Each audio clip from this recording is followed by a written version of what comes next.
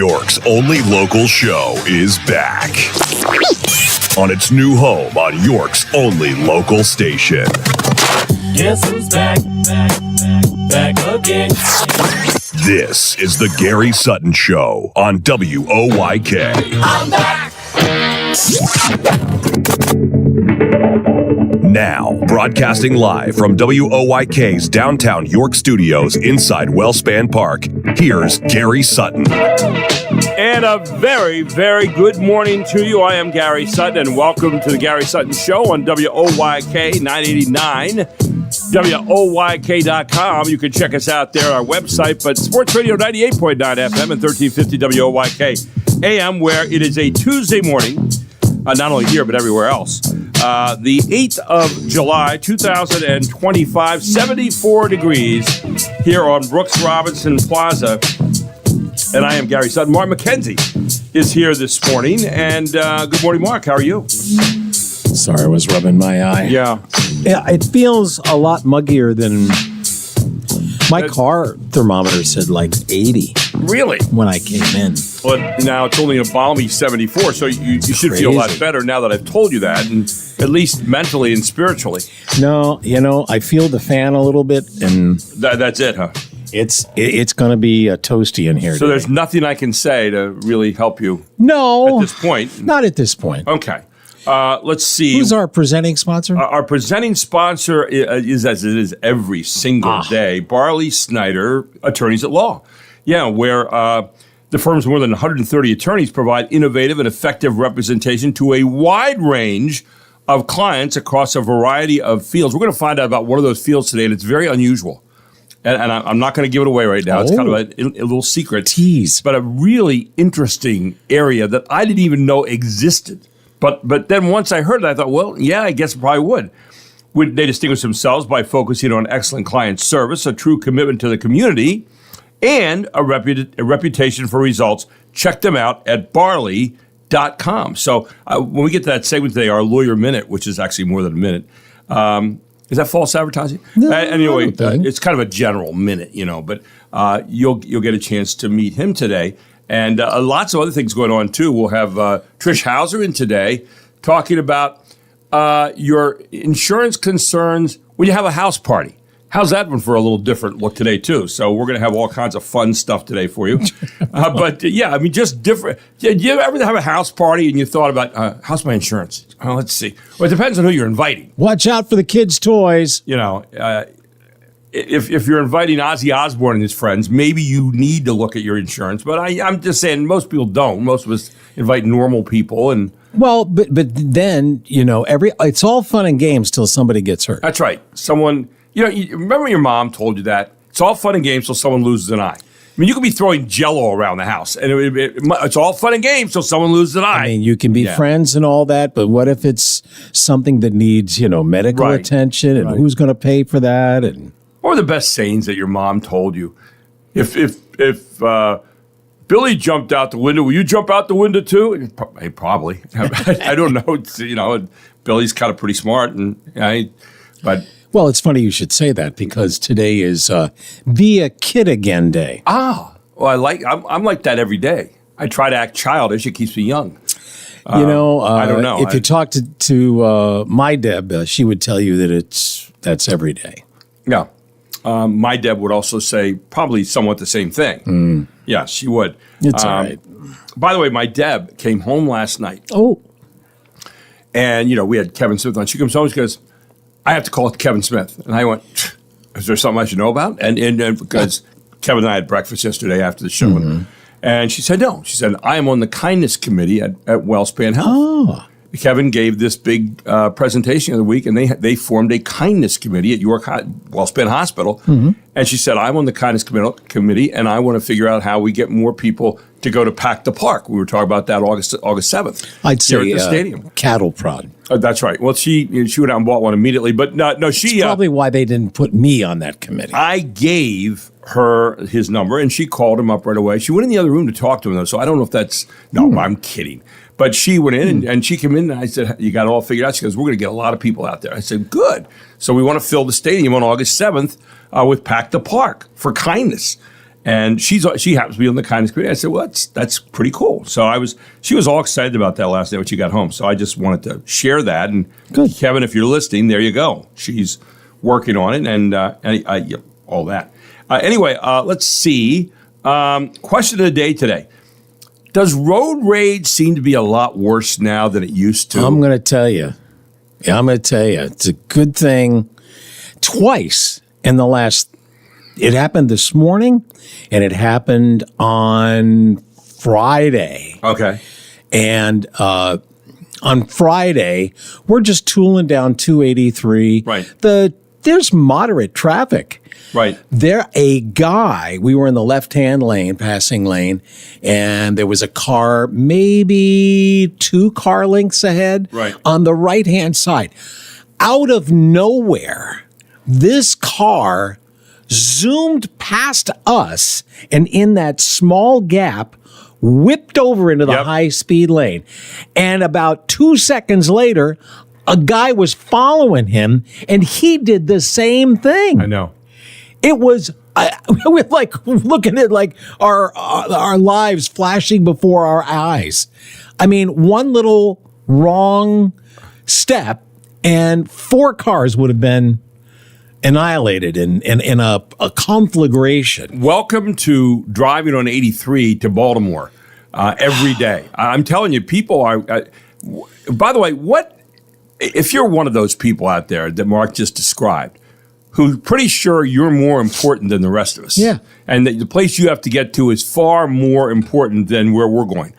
If you're one of those people, what the hell is the matter with you? I mean, seriously, what is in your mind where you think you're that much better than everybody else, and you're that much more important, and your life is so far ahead of where the rest of us are? This morning, you got to get there. You really are wearing us out. This morning, I'm coming in on Route 30, so it is dark. All right, there's not a lot of traffic, but there was traffic there. Okay. And everybody was evenly spaced out. So, there was no trouble. Everybody, normal flow of traffic. Nobody was speeding by and all that. And all of a sudden, a guy came off, he must have come off the on-ramp from Cool Creek Road. Right. I did not see him. Okay. He blazed down that on-ramp and was in the breakdown lane, speeding by me. Right. And then flipped right into the roll of traffic and took off. Yeah, I mean, it's incredible. And it seems like it's a lot worse right now. It does. So my question Knock it off. Road rage seems to be up in the country. Are you experiencing more of that in the York area? If so, why do you think it's happening more often? Why now? Is it because we can go faster? Is it because because we're bigger idiots right now about stuff driving? Do we not care? I mean, I experience these people. There's more than a couple of them too. Yeah. You're going like 70. Yeah. Or 65 or 70. Yes. Mm-hmm. And they blow by you like you're sitting still. Absolutely. Now, again, you're going to say, well, Gary, you sound like you're getting older. No, that's not it. That's not it. This is not one of those when I was a boy. No, this is dangerous. This is, not playing well with others. That's right. You got a society out there that you got to live with. They could have come up behind me, merged into traffic and then took off, but no, they couldn't do that. What do you think? I think we ought to make the penalties a lot worse when you drive like that, like 20 years in prison. That would cut down on it. Just automatic 20 years in prison. Do you think that's too much? I don't know. Was that a little cold on my part? I felt like that. Yeah, that I may have jumped a little bit too far, a bridge too far. I don't know. I think people just don't care. They just don't care. You know what? I think you're right. You might be right. And that's one side. Yeah. And then the other side is and I don't know their age, but I'm willing to bet they're younger than I am. And they don't really think about the consequences. Well, you know what else too? If you do anything, if you express like a look, I had a guy one day do that, ran by me, and I kind of went, "You jerk," Mm-hmm. I didn't give him the finger or anything like that, but I was just like, "You idiot," right? And the guy cut me off. The guy literally ran me into off the side of the road, and then went out straight ahead. Wow. It was incredible. I mean, it was dangerous, but it was incredible. So what? Your thoughts about that today? Now you can express that at Gary Sutton Show at Facebook, or you can go on to our a text and text it to me, 833-478-4729. Why is that happening? 833-478-4729. By the way, yesterday's question drew a lot of interest, and it was about, are you in favor of keeping the York Fair here in July? It's coming up here in a couple weeks. Or going back to September. All but 3 out of like 20-some people who went in, which is a lot for that particular day, said September. See you in September. Yeah. And I don't, they said September. And I don't know the ages of those people. I suspect that they are people who are middle-aged beyond. I'm suspecting that because, it's where it was for a long time. And we tend to like to go back to where it was. But there were some who said, yeah, we like to keep it right there in July. Kids are still out of school. It's easier to get families there, all that kind of stuff, which made some sense too. So there were good answers on all sides on that one. So we have that going on for you today as well. Today is National Video Game Day. Yes. Wow. Now, you have to delineate between, are you talking one of the systems, like Xbox or PlayStation, that kind of video game, or like video games that you could play on your computer that are kind of like strategy? I think we could assume that it's just a general video game you can play anywhere, in your smart device. I mean, because some of those games you can play on the computer, you don't need the system necessarily. Yeah. But the ones that you can play on a computer, which is kind of what I'm more familiar with, but it wasn't exclusive. Right. I really like computer games. I think older folks should experience a little bit more of that. It keeps your hand-eye coordination. Brain active. Absolutely. Yeah. So one of my favorites is Sid Meier is a video game genius, right? And he came up with several games. One of them, which is Civilization, great game. He also did Railroad Tycoon, another masterful thing. He was amazing. What I don't like about video games is having to learn the rules. Like every now and then, I'll see a golf game on my smart device, so I'll bring it up.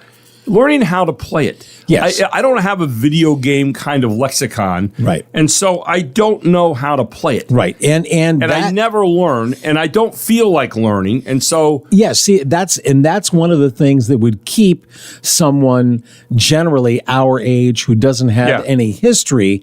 That's what would keep it out of it. So that's me. Some games have, like, it's called a tutorial. Well, I've seen those. Yes, and but then some games do not, and they assume that you somehow esoterically know how to play this thing. It's probably like, when you're playing Civilization 8, they probably figured you've probably played the others. 1 through 7, and you're kind of But if you play the tutorial, I remember Madden.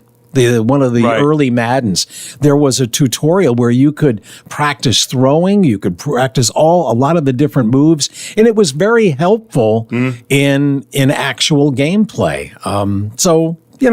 There's a way to get around it. By the way, 52 days to Labor Day weekend. If you're thinking that way already, Gary, stop it. That's the end of summer. It's Cow Appreciation Day. Cow Appreciation Day? Yeah, I was looking at it. Isn't that what Chick-fil-A does? Is that? Well, eat more chicken. Yeah. Yes, right. That's what it is. Are we not appreciating them enough? Are they feeling unappreciated? I don't know. I haven't talked to a cow recently. I don't know. It's also National Freezer Pop Day, which is what you choose when you have nothing else. That's right. That's the bottom of the food chain on ice cream and things like that. It is National Milk Chocolate with Almonds Day. Great combination. Not bad. No, people talk about, peanut butter chocolate, Reese's peanut butter cup. No. Milk chocolate. It's the one almonds. time that I eat milk chocolate if almonds are in it. Absolutely. I don't like milk chocolate. I like dark chocolate, but there you go. And the penultimate food holiday, one of them is today. It is National Ice Cream Sundae Day. And we will explain why as we go through history. There you go. Coming up next. Right here on the Gary Sutton Show. It is 6:19.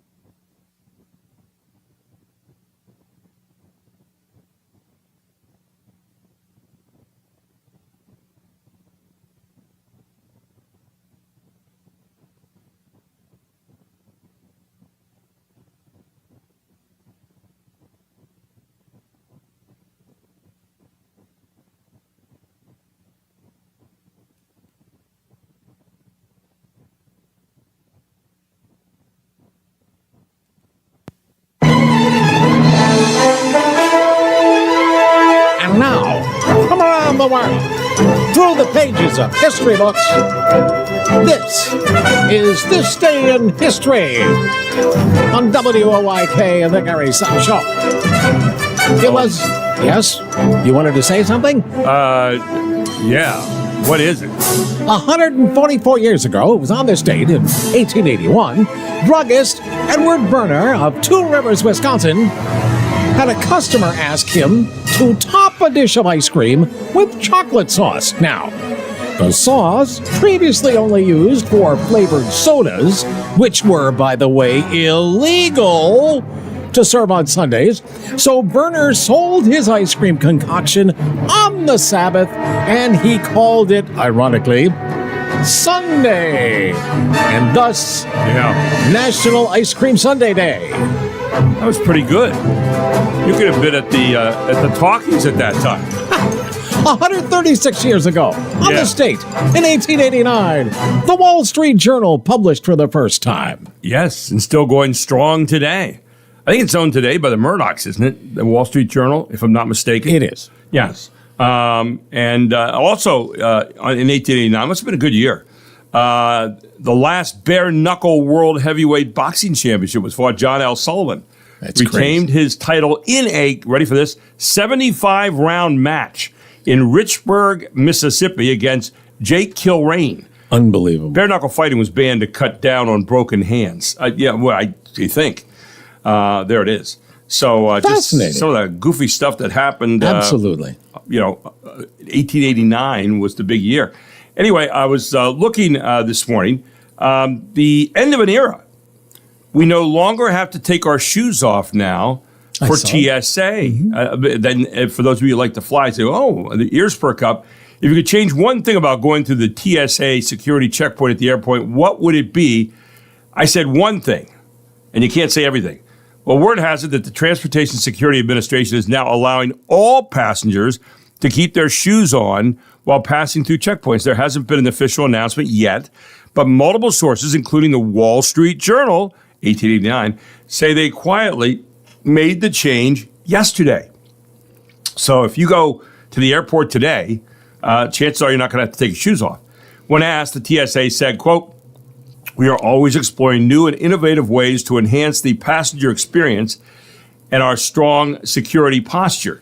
Any potential updates to our security process will be issued through official channels." If there has been a change, it sounds like it hasn't been made at all airports yet, because plenty of people on social media say they were still told to remove their shoes yesterday.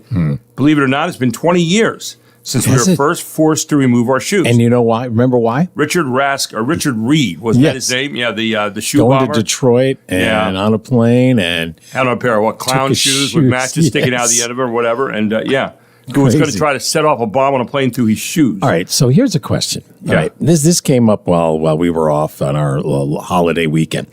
You've heard the phrase Christmas in July.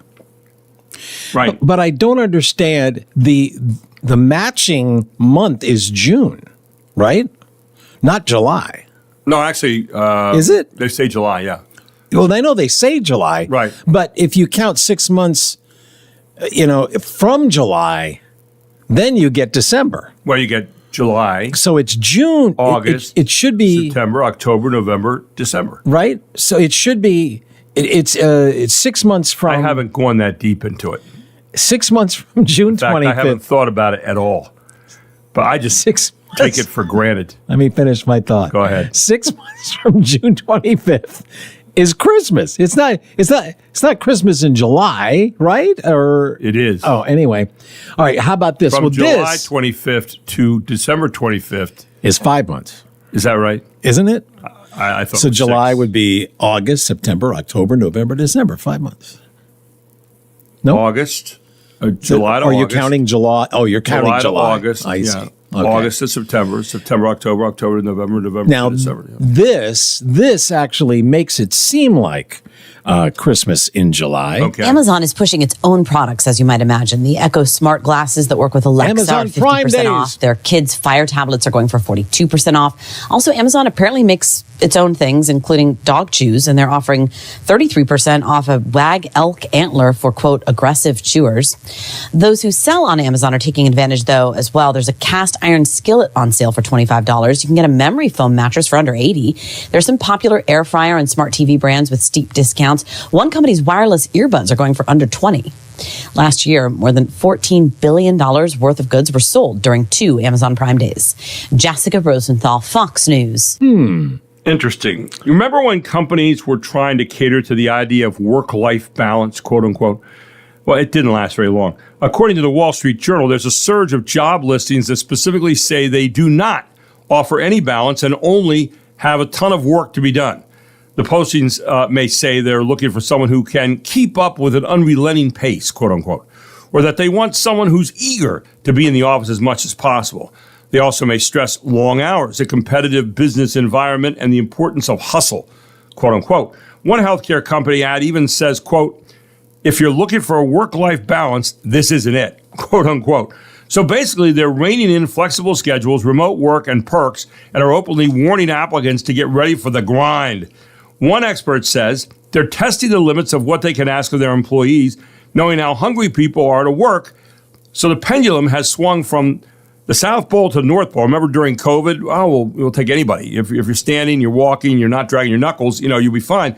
Now they're saying to you, we're not going to accommodate your, request to work from home and all that. You're working here. You're going to be working like crazy. So the pendulum has swung, and the companies are in control again. For now, things like this are mostly popping up in postings for startups, tech companies, and other white-collar positions. That's from the Wall Street Journal this morning. So here's people love their pets, okay? Sure. That you can't argue that. But what links would you go? Now, remember back in the day, our old station, that we used to get lots of calls for lost pets. Oh, yeah. All right. But now technology. We wonder why they all thought they were coming to our place. Yeah, really. Yeah. But technology is here to help now. Take a pause. Got a dog or cat still missing after they freaked out over 4th of July fireworks? It may be time to send in the drones. You get a bird's eye view, right? So you're up there looking for the heat signature, and it can also help look through a light shrub. That's Maxance Pastor, a teen in Arizona's Maricopa County who runs a pet recovery business featuring drones to help find wayward animals. The drones have thermal cameras that can sense a pet's body temperature. I've been driving all across the valley to help people out. It's unfortunate when I do need to go help, but I've been glad I've been able to reunite some families. There are a lot of similar businesses across the country. Their prices can seriously vary, anywhere from free to $350 an hour. But it can be worth every dime, especially when you come to the rescue of a lost cat at the very last minute. It was just about to be eaten by a coyote, so I was very happy that we got to him beforehand. Take a pause. Jill Nato, Fox News. And when we come back, we are going to get you the update on how many people in Texas are missing and how many have been recovered, and maybe even a story about a hero. We told you about one yesterday who passed away. This guy lived through it. His name is Scott Ruskin, and his name is being bounced around this morning as one of the great heroes of this whole flood. We'll tell you all about that when we come back here on the Gary Sutton Show on WOYK, where it is 6:30.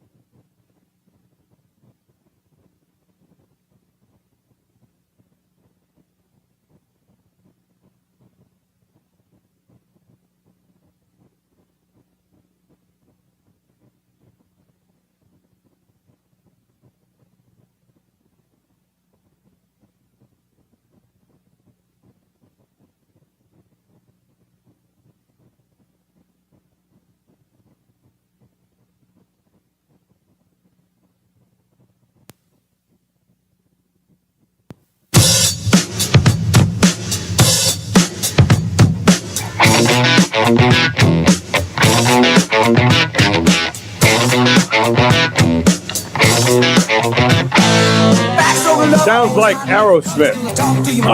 It is Aerosmith. There you go. See, I know a little bit. 1977, today's bumper music. Yep.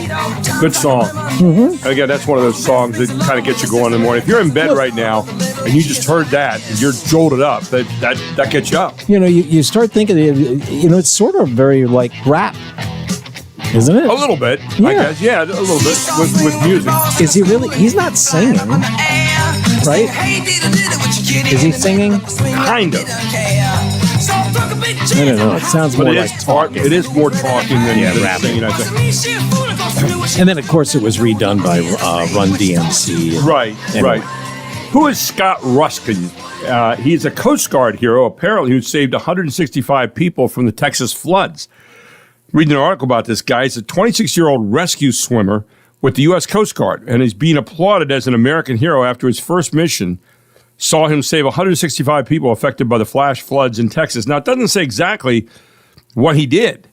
And it was kind of odd because I read this article and I said, what did he do? I wasn't sure. But apparently he had a hand in saving 165 people over the 4th of July weekend. The flash floods tore across central Texas. The Guadalupe River surged more than 26 feet within 90 minutes, causing widespread devastation and forcing evacuations. More than 80 people have died. They think it's up around 100 now. So wait a second. So they said he was a hero, but they didn't say why. Well, he was a hero? I'm trying to figure this out. And this is all according to the Associated Press. And flood warnings have been activated by the National Weather Service across Texas, as many of them expected to last up until at least Monday morning.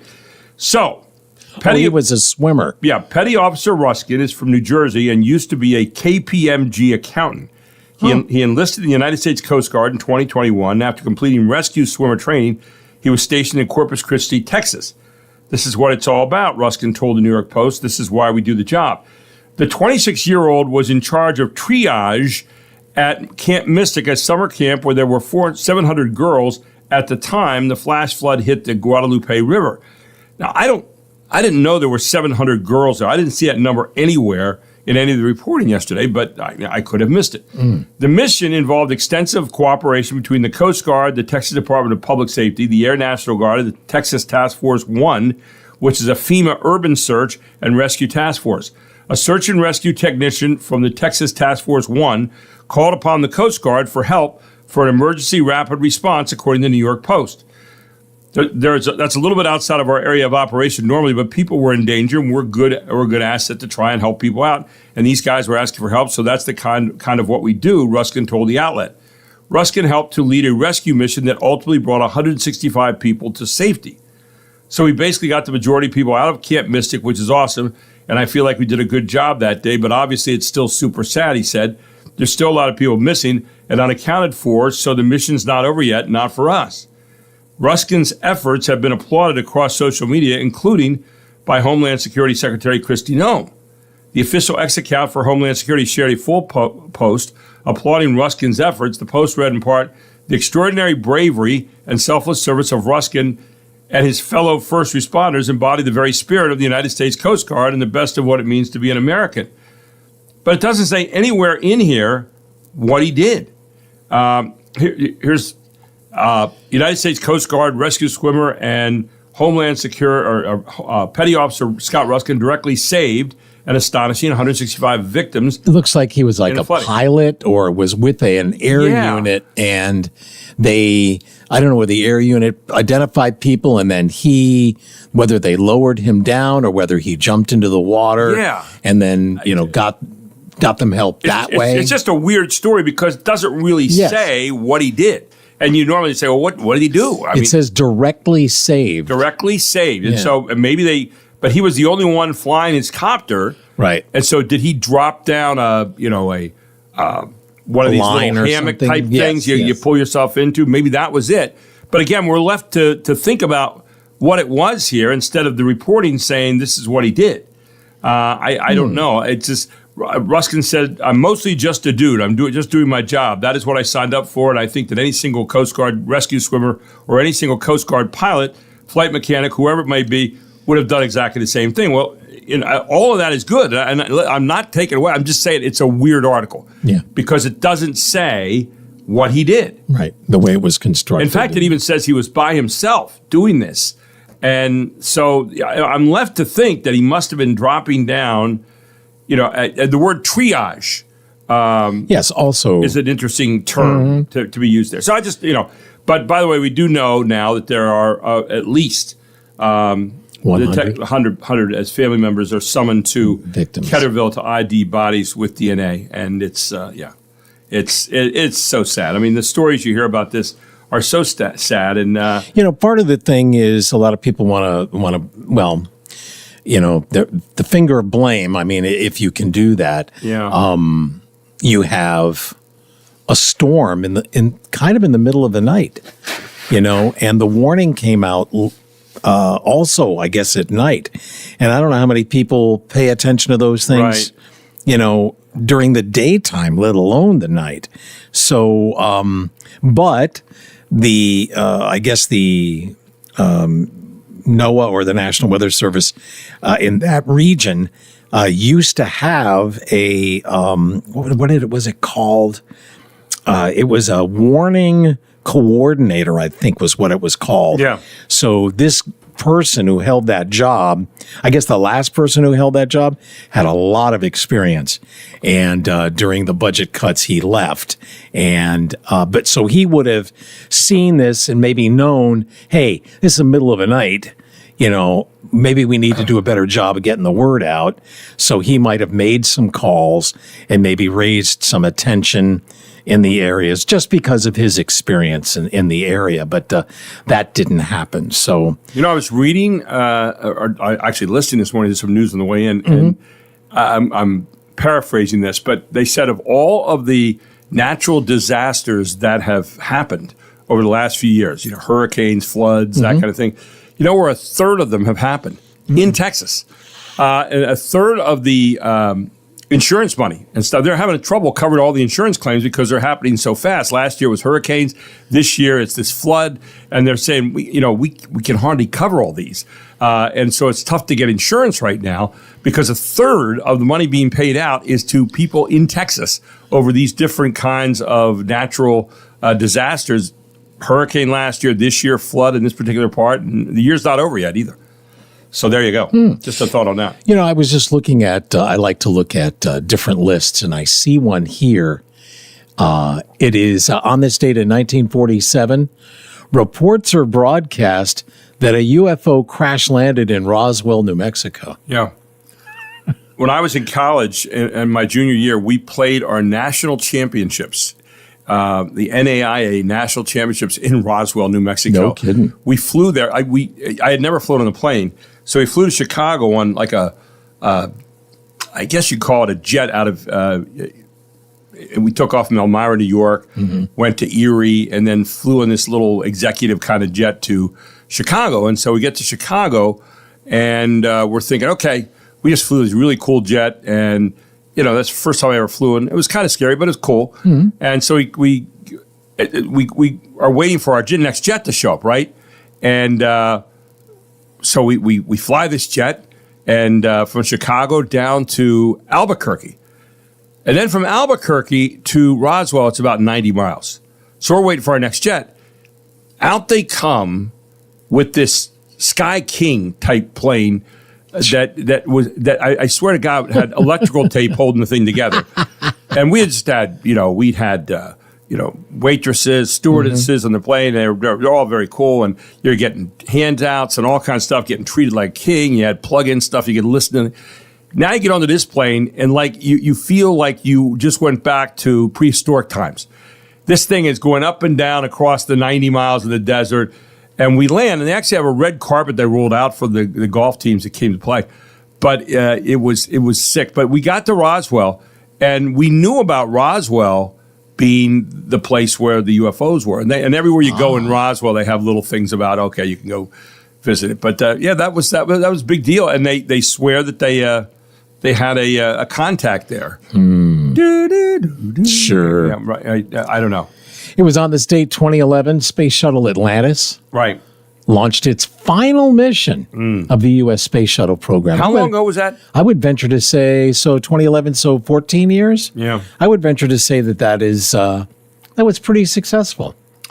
Don't you think? I would say that has been very successful for the most part. Although we had 2 space shuttles that went down during that time, and one returning and one going out. Happy birthday to Kevin Bacon. Right. Probably the most famous living person today. It's got a birthday. He's 67. Angelica Houston, 74. Jeffrey Tambor, 81. He of the big voice. Yes. Billy Crudup. Did you ever see The Morning Show? No. He had a good part in that. He's 57. And the new Superman, his birthday is today. And I imagine you pronounce his name David Corenswet? I have no idea. I haven't gotten that far with him yet. So Coren right. S wet. There you go. Corenswet. Well, when we come back, we have some more news for you. Los Angeles is kind of grinding to a halt. Why so? And a lot of people are pointing to ice raids in Los Angeles. We'll share some of that with you and more stories that Mark has with News Under the Radar as well, all here on the Gary Sutton Show on WOYK.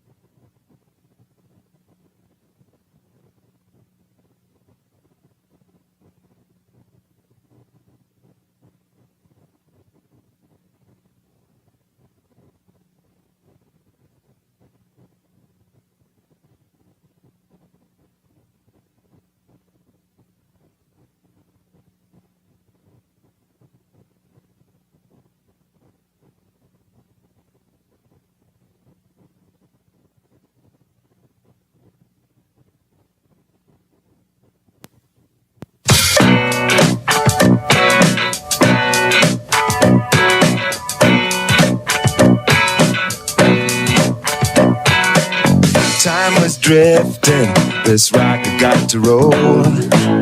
So I hit the road and made my getaway. Restless feeling really got a hold. I started searching for a better way. Here's the chorus. And I kept on looking for a sign in the middle of the night, but I couldn't see the light. No, I couldn't see the light. Well, it's morning now. You should be okay. Anyway, there you go. Welcome back to the Gary Sutton Show on WOYK. And, Harvey's Rental, by the way, is a place we talk about a lot. It's been around New York since 1970, where they have the most to rent under one roof. And I don't care what it is that you're looking to rent, they've got it. Really. I mean, if you don't have it, chances are they have it at Harvey's. Like stuff for parties. Who doesn't want that, right? You have lots of parties during this time of year. You're looking for a reason to have a party.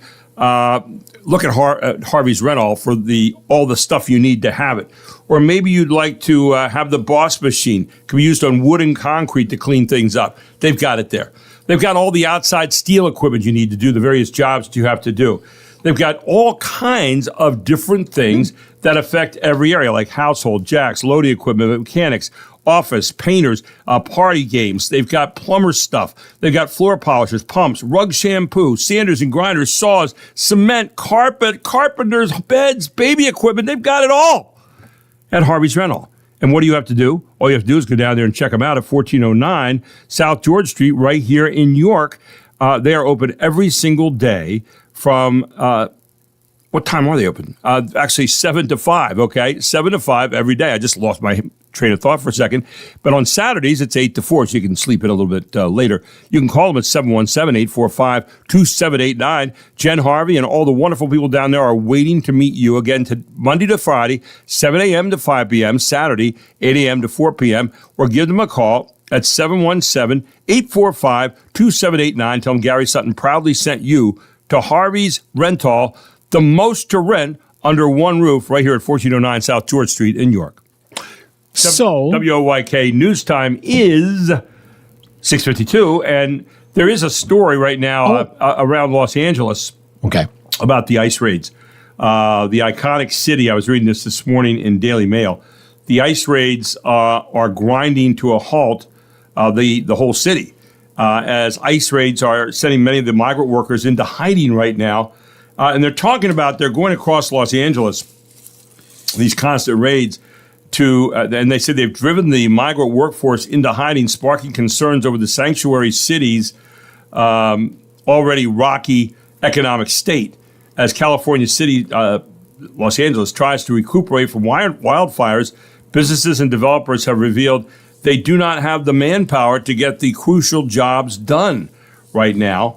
And so, and what's happening is that a lot of these raids, these guys have masks over their face and stuff. It's really kind of scary looking, to be honest with you. I'm not sure all of that is needed, but maybe, what do I know about policing? It might be a situation where, you don't want to have people that maybe live in your community, have people know who you are, if you're an ICE agent, I suppose. So that would make some sense. LA has one of the nation's largest immigrant workforces, with nearly 38% of workers originating outside the United States, according to a 2023 data. Estimates from the Public Policy Institute of California suggest that 1 in 10 workers in the Golden State are undocumented immigrants, while the Migration Policy Institute reports there are roughly 950,000 unauthorized, quote-unquote, residents in LA County. And Donald Trump's immigration crackdown has caused a stir among a significant portion of LA's laborers. So that's going on right now in LA. A lot of people are in hiding, so they're not getting some of the work done that they need to get done right now. Immigration agents arrested more than 1,600 people in LA between June 6th and June 22nd. A 4th of July car wash raid caught the attention of City of West Hollywood officials who condemned the sweep that morning. Agents were only inside for about 10 minutes, but detained at least 2 workers, according to the LA Times. Federal officials confirmed on the following day that 37 employees at an LA Home Depot were taken into custody over the course of the week. As a result of the persistent ICE presence, job sites have been deserted and construction and renovation projects have been delayed. So that is what is happening right now in LA, Mark. Sounds like a very stressful situation, and Maybe, I don't know. Is LA on the most stressful list of cities? If not, Work, they may be checkbook, jumping in family, health, and safety stress. Considered in the new survey by Wallet Hub, which used 39 weighted metrics, each graded on a 100-point scale, with a score of 100 representing the highest levels of stress. Detroit, known as the Motor City, parks at number 1. Cleveland is in second place by just 0.01%. It's known as the Charm City, but Baltimore sits at number 3. Gulfport, Mississippi is 4, and Memphis, known as the home of the blues, is number 5. It seems all that music is no match for the stress people are experiencing there. If you want to chill out, the top city, South Burlington, Vermont, followed by Fremont, California, Sioux Falls, South Dakota, Irvine, California, and Burlington, Vermont. CJ Papa, Fox News. Here's the story this morning. I wasn't sure if I wanted to share this, but it's just weird. The Love Factory inside chilling sex robot factory in China, pumping out legions of next generation AI, $3,000 quote unquote love dolls for lonely men. WM Doll thinks their doll's ability to be more expressive gives them the edge. China is pumping out hordes, by the way, not the other word, of futuristic AI-powered love dolls at a $3,000 pop for lonely men. The sex dolls have become creepily realistic, and China's robot factories are at the center of the revolution right now. They're silicone sex dolls, also known as love dolls, and they're seen on display in a showroom in a factory. They're love dolls. I mean, these are robots. Wait, what's the name of the company? WM Doll. WM Doll. But they're made out of silicone. They look very realistic. Oh, yes, they do. And apparently... You see that? Yes, I'm looking at that. And, wow. They're expecting a 30% leap in sales this year as men unable to find partners refuse to stay celibate. Part of the uptick in interest comes from the enhanced user experience, I would imagine it does, which now makes use of the latest AI tech. Yuck. Part of the uptick in interest, founder and CEO Lu Zhenhua told South China Morning Post, it makes the dolls more responsive and interactive, which offers users a better experience. What do they? I wonder what they do. I mean, it's a doll. Yeah. I mean, apparently they don't say I have a headache. I mean, apparently that doesn't happen. But these boast an AI element which is connected to the cloud. The dolls fire off signals to large language models like ChatGPT, which process the incoming data. Instructions bounce back to the dolls, telling them how to move and interact.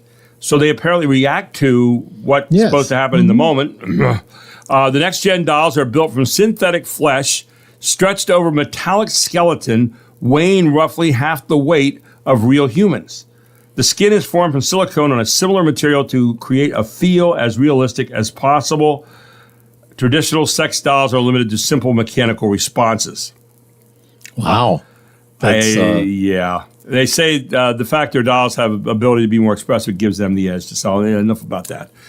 Anyway, that's kind of shocking. Yeah, it really is. You want to. Here's the metaphorical shower with some actual health news. This is House Call for Health. A new study suggests the health of American children has deteriorated over the past 17 years. The report finding between 2007 and 2023, children in the U.S. were 80% more likely to die from ages 1 to 19 compared to other high-income countries, and are more likely to have obesity, chronic diseases, and mental health problems like depression. The findings show in the year studied, obesity rates for children between ages 2 and 19 rose from 17% to about 21%, and nearly 100 chronic conditions recorded by doctors rose from about 40% in 2011 to 46% in 2023. For more health news, go to foxnewshealth.com. House Call for Health. I'm Lisa Brady, Fox News. And coming up at 7:05 this morning, James Sanders has an article on Southwest Airlines. They're making some changes. You know, we heard about the TSA stuff. They're making some changes that have been embraced by their owners. Will they be embraced by their customers? That's going to be the big question this morning as we discuss that article with James starting at 7:05. And then Trish Hauser joins us. Insurance issues to consider when hosting a house party. Don't invite Ozzy Osbourne. Okay, that'll be the first one. But she's going to talk about that this morning at 7:24, all here on the Gary Sutton Show on WOYK. It's the main street of York, but right now, time for news. It's 7 o'clock.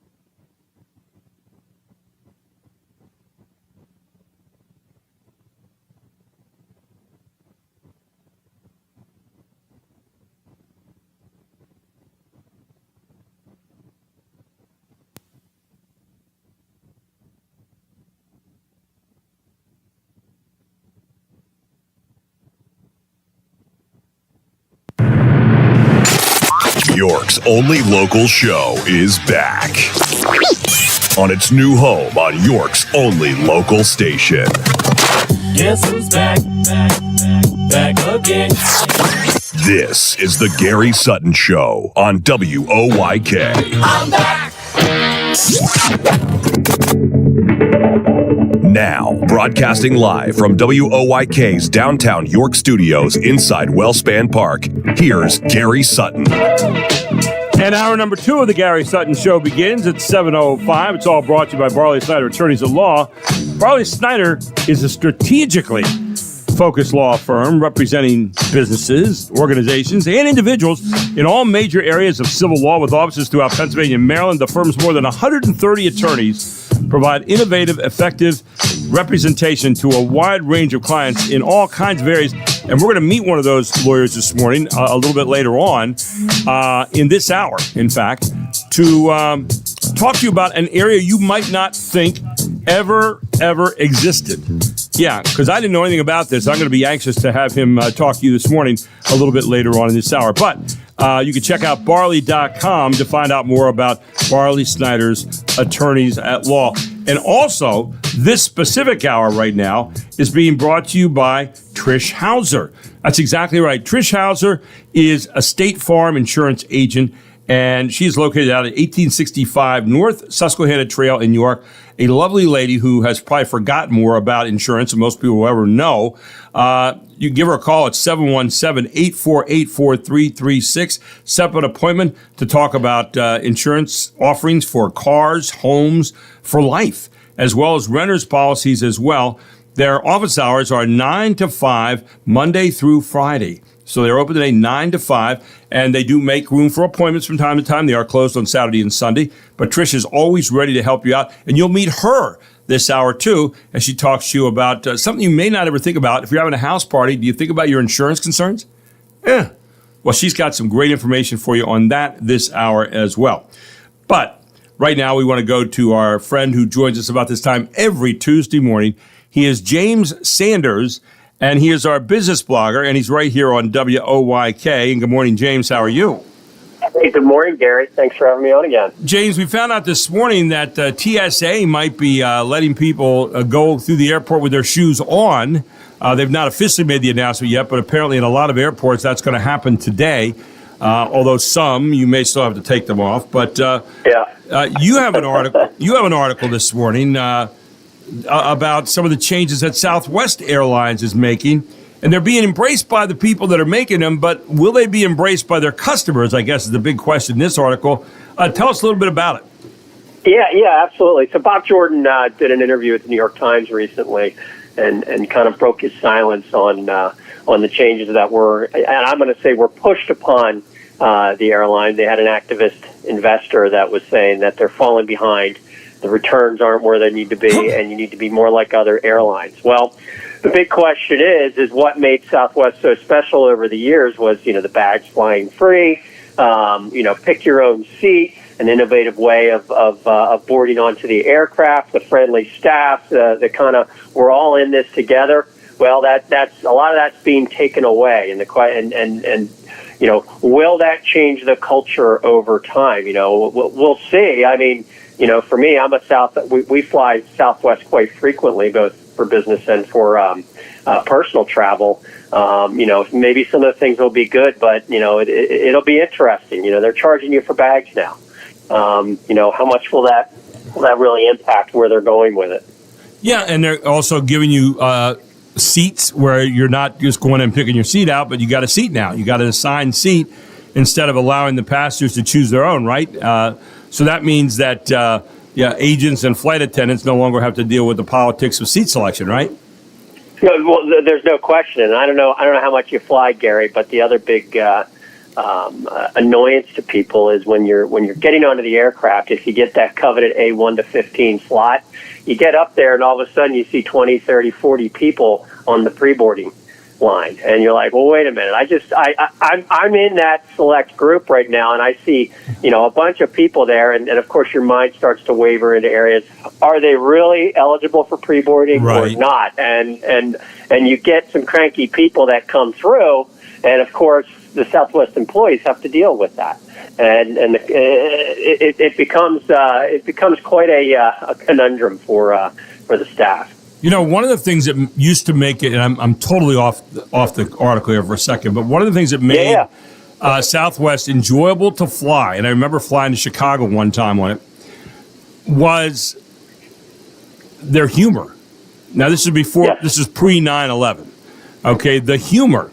They would say, like, Captain Crunch is flying the plane, and they have disco dance lights down the aisle. I mean, it was fun. In fact, I got the guy that did the whole reading of all the stuff that day. It was funny as sin. And I got him to be on my radio show. And he went through the whole routine. I wish I could dig that up somewhere, but it was incredible. But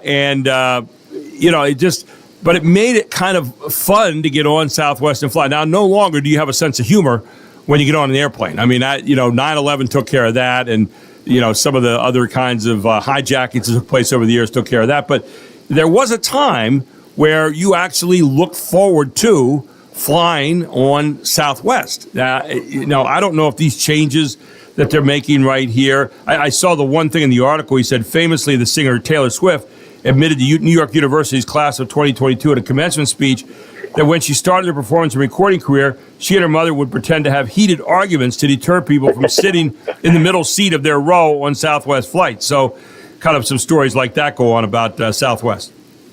Yeah, again, this is a cultural shift, and it's a shift for the airline away from people that went to Southwest for that particular reason. They had certain things that they did that they enjoyed. And, what popped to my mind was, when Coke came out with New Coke, right? They're like, oh, this is great. This is going to be a whole new, a whole new taste, and we're going to open it up to a brand new audience here. Well, I kind of liken it to what Southwest is doing now. Now, granted, they were pushed into it, but I don't think that the customer, the buying public that looks to them, I don't think they're going to embrace it as much as they think. And if they're looking to get that coveted business class to come back and use their airlines, we'll see over time. From what I'm seeing, from the trends in the airlines and the articles I'm reading, more and more people are looking for more luxury, more so than economy when it relates to this type of travel. And Southwest just does not cater to that class. So, it's a major shift. It's a major shift for folks. Yeah, they say our employees are excited about the changes because if you think about it, if in the open seating world a family gets on and they can't sit together, the flight attendant is having to police that in the cabin, according to their president right now. And yet at the same time, when people get on, one of the things that a lot of people like was the fact you could kind of pick your own seat as you got in there, and, that's the way it went. So I don't know. I don't know how big and this is, they're saying our employees are very excited about this, but are employees the same as customers? Do employees think the same way as customers, or do they think more from the efficiency standpoint and from what's going to cause them less amount of trouble in terms of operating? I think that's probably more the frame of reference they come from, right? It absolutely does. And here's the other thing that they're not talking about in this article is they're trying to become more efficient, but the real thing that they need to do is upgrade their systems on the back end. So if you remember a few years back, Southwest had some major delay and cancellation issues, and a lot of people thought it was due to the weather and the deep freeze that happened over, I think it was 2 Christmases ago. It actually wasn't. It was a breakdown of their system was the major cause of the delays. It's because they were relying on a system that was 2030, and don't quote me on that, but it was old, for lack of a better term. They need to do a major upgrade of their system, number one, and then number two, continue to overhaul their airplanes to stay up with the times. And I think that's where you're going to see a redeployment of this cash and a redeployment of how they're going to spend their capital over time. But they're becoming like a Me Too airplane. They're becoming like the rest of the Deltas, the Uniteds, everybody else. And do they go the way of an Eastern Airlines over time? I'm not calling for that, but it's certainly they're not as differentiated anymore. Well, and the CEO of this outfit is a guy named Bob Jordan.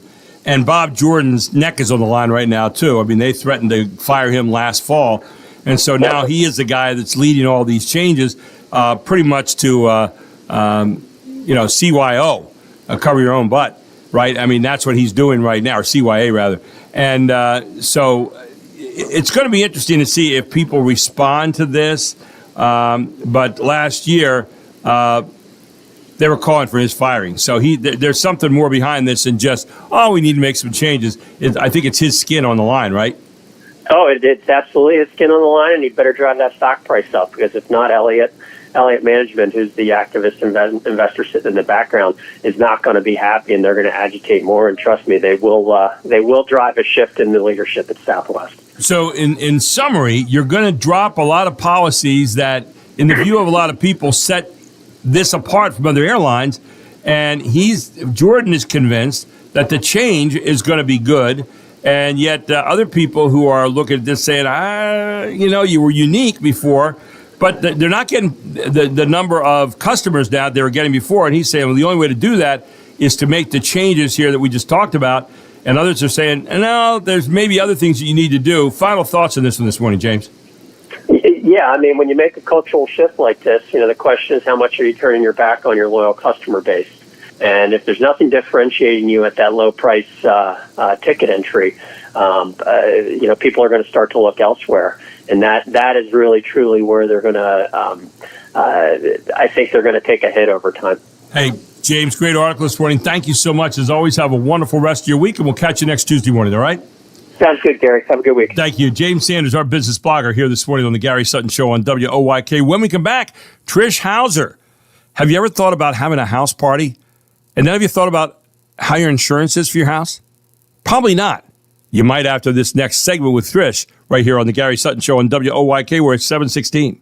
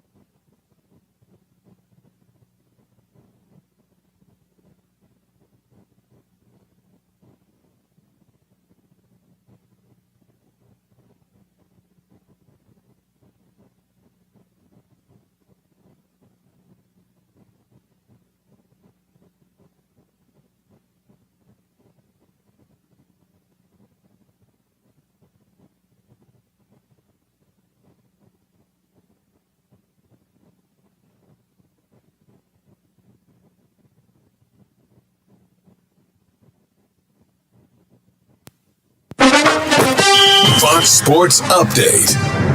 It's ball four. Say goodnight to the Rangers. The Angels walk it off. Literally, they win it 6-5. On FanDuel Sports Network West, the Angels beat the Rangers 6-5 on a bases-loaded walk in the bottom of the ninth inning. Swung on a high chopper to second. Schneemann gloves, throws, bogey.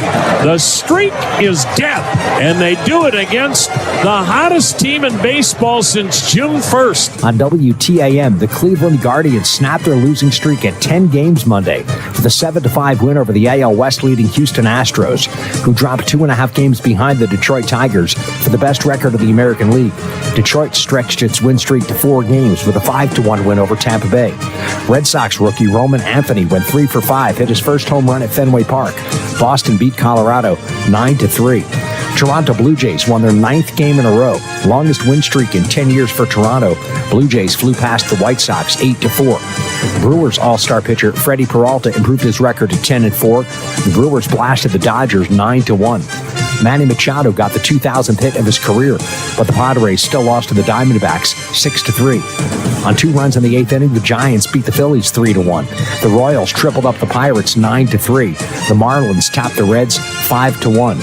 NBA, Paolo Banchero of the Orlando Magic will sign a 5-year rookie contract extension worth $239 million. The deal can be worth up to as much as $287 million. Tennis quarterfinals underway at Wimbledon today. American Taylor Fritz, seeded 5th, is facing Karen Khachanov. 2-time reigning champion Carlos Alcaraz faces Cameron Norrie of Great Britain. American Amanda Anisimova plays Anastasia Pavlyuchenkova after top seed Aryna Sabalenka takes on Laura Siegemund. You can download the Fox Sports Podcast on Apple, Spotify, or wherever you download your favorite podcasts. I'm Jared Max. Get more on the Fox Sports app and foxsports.com. And welcome back at 7:22. This hour sponsored by Trish Hauser, Allstate Insurance agent, and she has got a wonderful office right here. Happy office, by the way, 1865 North Susquehanna Trail, York, PA 17404. You can call and get an appointment at 848-4336. They're open 9 to 5, Monday through Friday. And Trish is here this morning with an unbelievably great article. Good morning, Trish. How are you? I'm good. How are you doing? Well, I saw this article that you sent me, and I never, ever thought this way. And I thought this is one of the more interesting articles I've ever seen, insuring issues to consider when hosting a house party. And now I think about all the house parties I've had over the years, and I never once thought about an insurance issue, but you did, and you're here this morning to tell us a little bit about that, right? I most certainly am, because a lot of people, they don't realize, when they're getting all those air balloons and they're getting all those big parties and they're having the kids jump around or they're on their trampolines, they have alcohol. And as you know, just from looking over these things, it's important to make sure that you are prepared and that you have enough liability insurance to take a look at if someone would sue you. I mean, when you do work in insurance, you do tend to see the lawsuits come in. And I know you think about it. And I know you, and in talking to you, you're the most proactive, preventative person I have ever met. I got to tell you, you're at the top of my list, and you do it in a really smart way, which is good, because for a lot of people like me, you'd never think about, some of these injuries that can happen or things that can happen to a guest, and you make a whole list here in this article of things that can happen. Talk a little bit about some of those. Well, some of the things, too, is, make sure you're paying attention, because you could easily, if you have a, gas stove or your gas grill, you're not paying attention, you could have a fire, someone could get burnt. You have people helping you, and they could get burnt, just helping you getting the burgers on and off. The other thing people don't think about is, depending on how large your party is, how, you never know how well you know the people. Right. But things can get stolen. Or if someone, maybe drinks a little too much and starts to argue with someone, and you could have, vandalism or someone break something. And I have to say, I sit back and think about, I remember, now, of course, this was in the college days. Yes. And my sister decided to invite a bunch of people over and have everybody in the neighborhood and just everyone she knew over. My parents were in Aruba. And I remember saying, I'm not going to be part of this. I'm leaving. Yes. Yeah. And sure enough, we got robbed.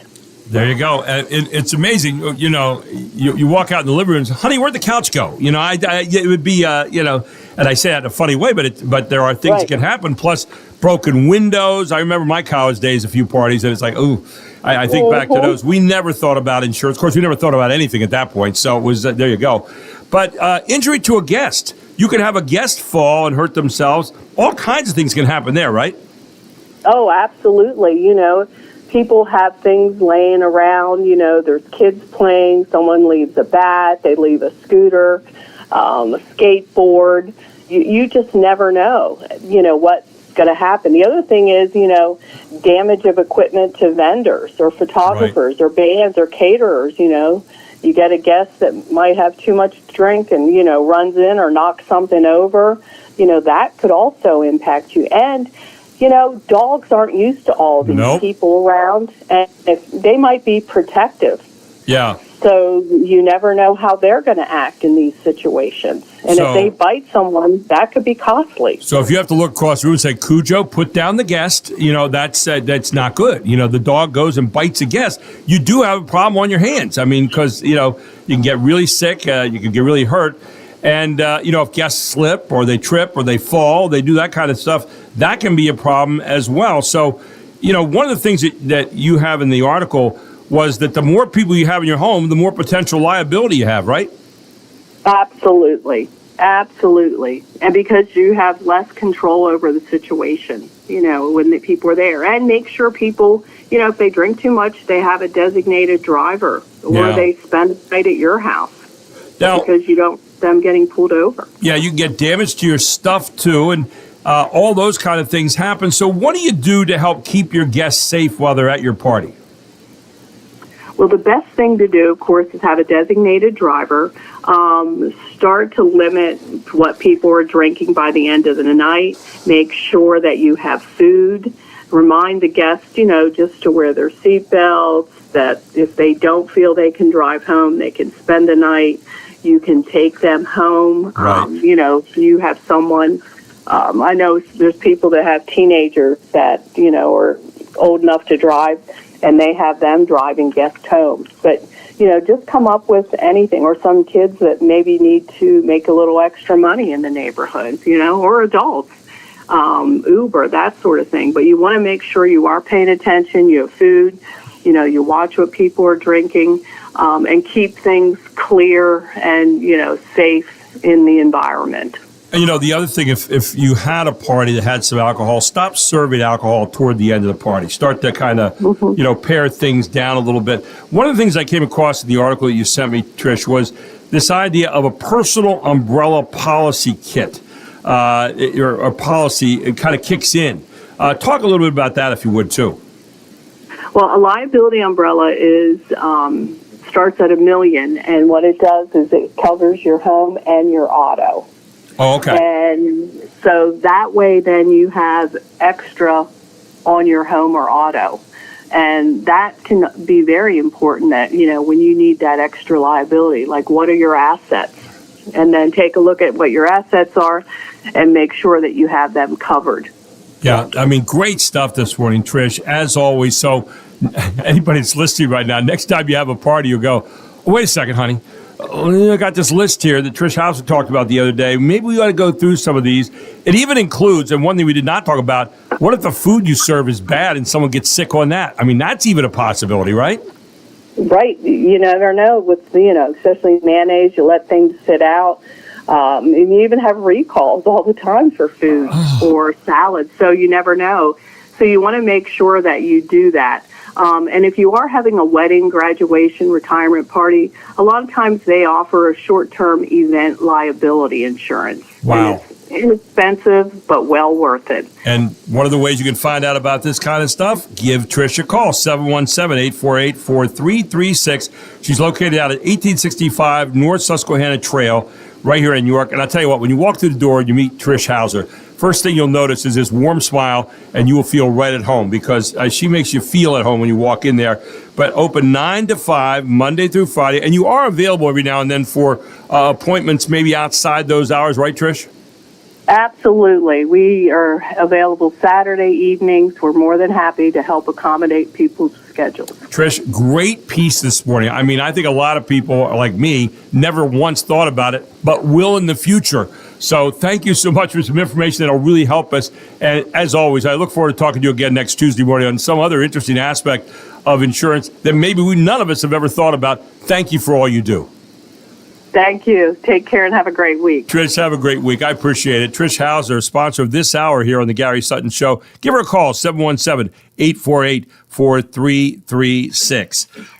WOYK News Time is 7:30. When we come back, we'll recap some of the news that's been happening and maybe some news you might have missed. All straight ahead on the Gary Sutton Show on WOYK. It is the main street of York.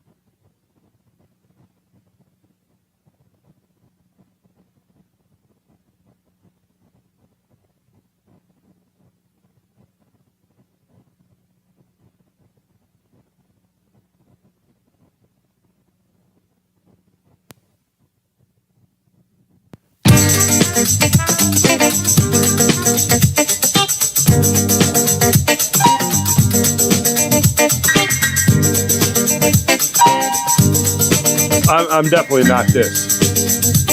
No, you're not this. I'm your blues man. That's what I am. I'm here to do whatever I can. Be it early morning,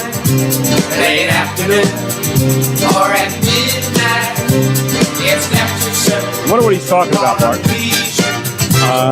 Yeah. Probably a workout. What are we talking about? I don't know.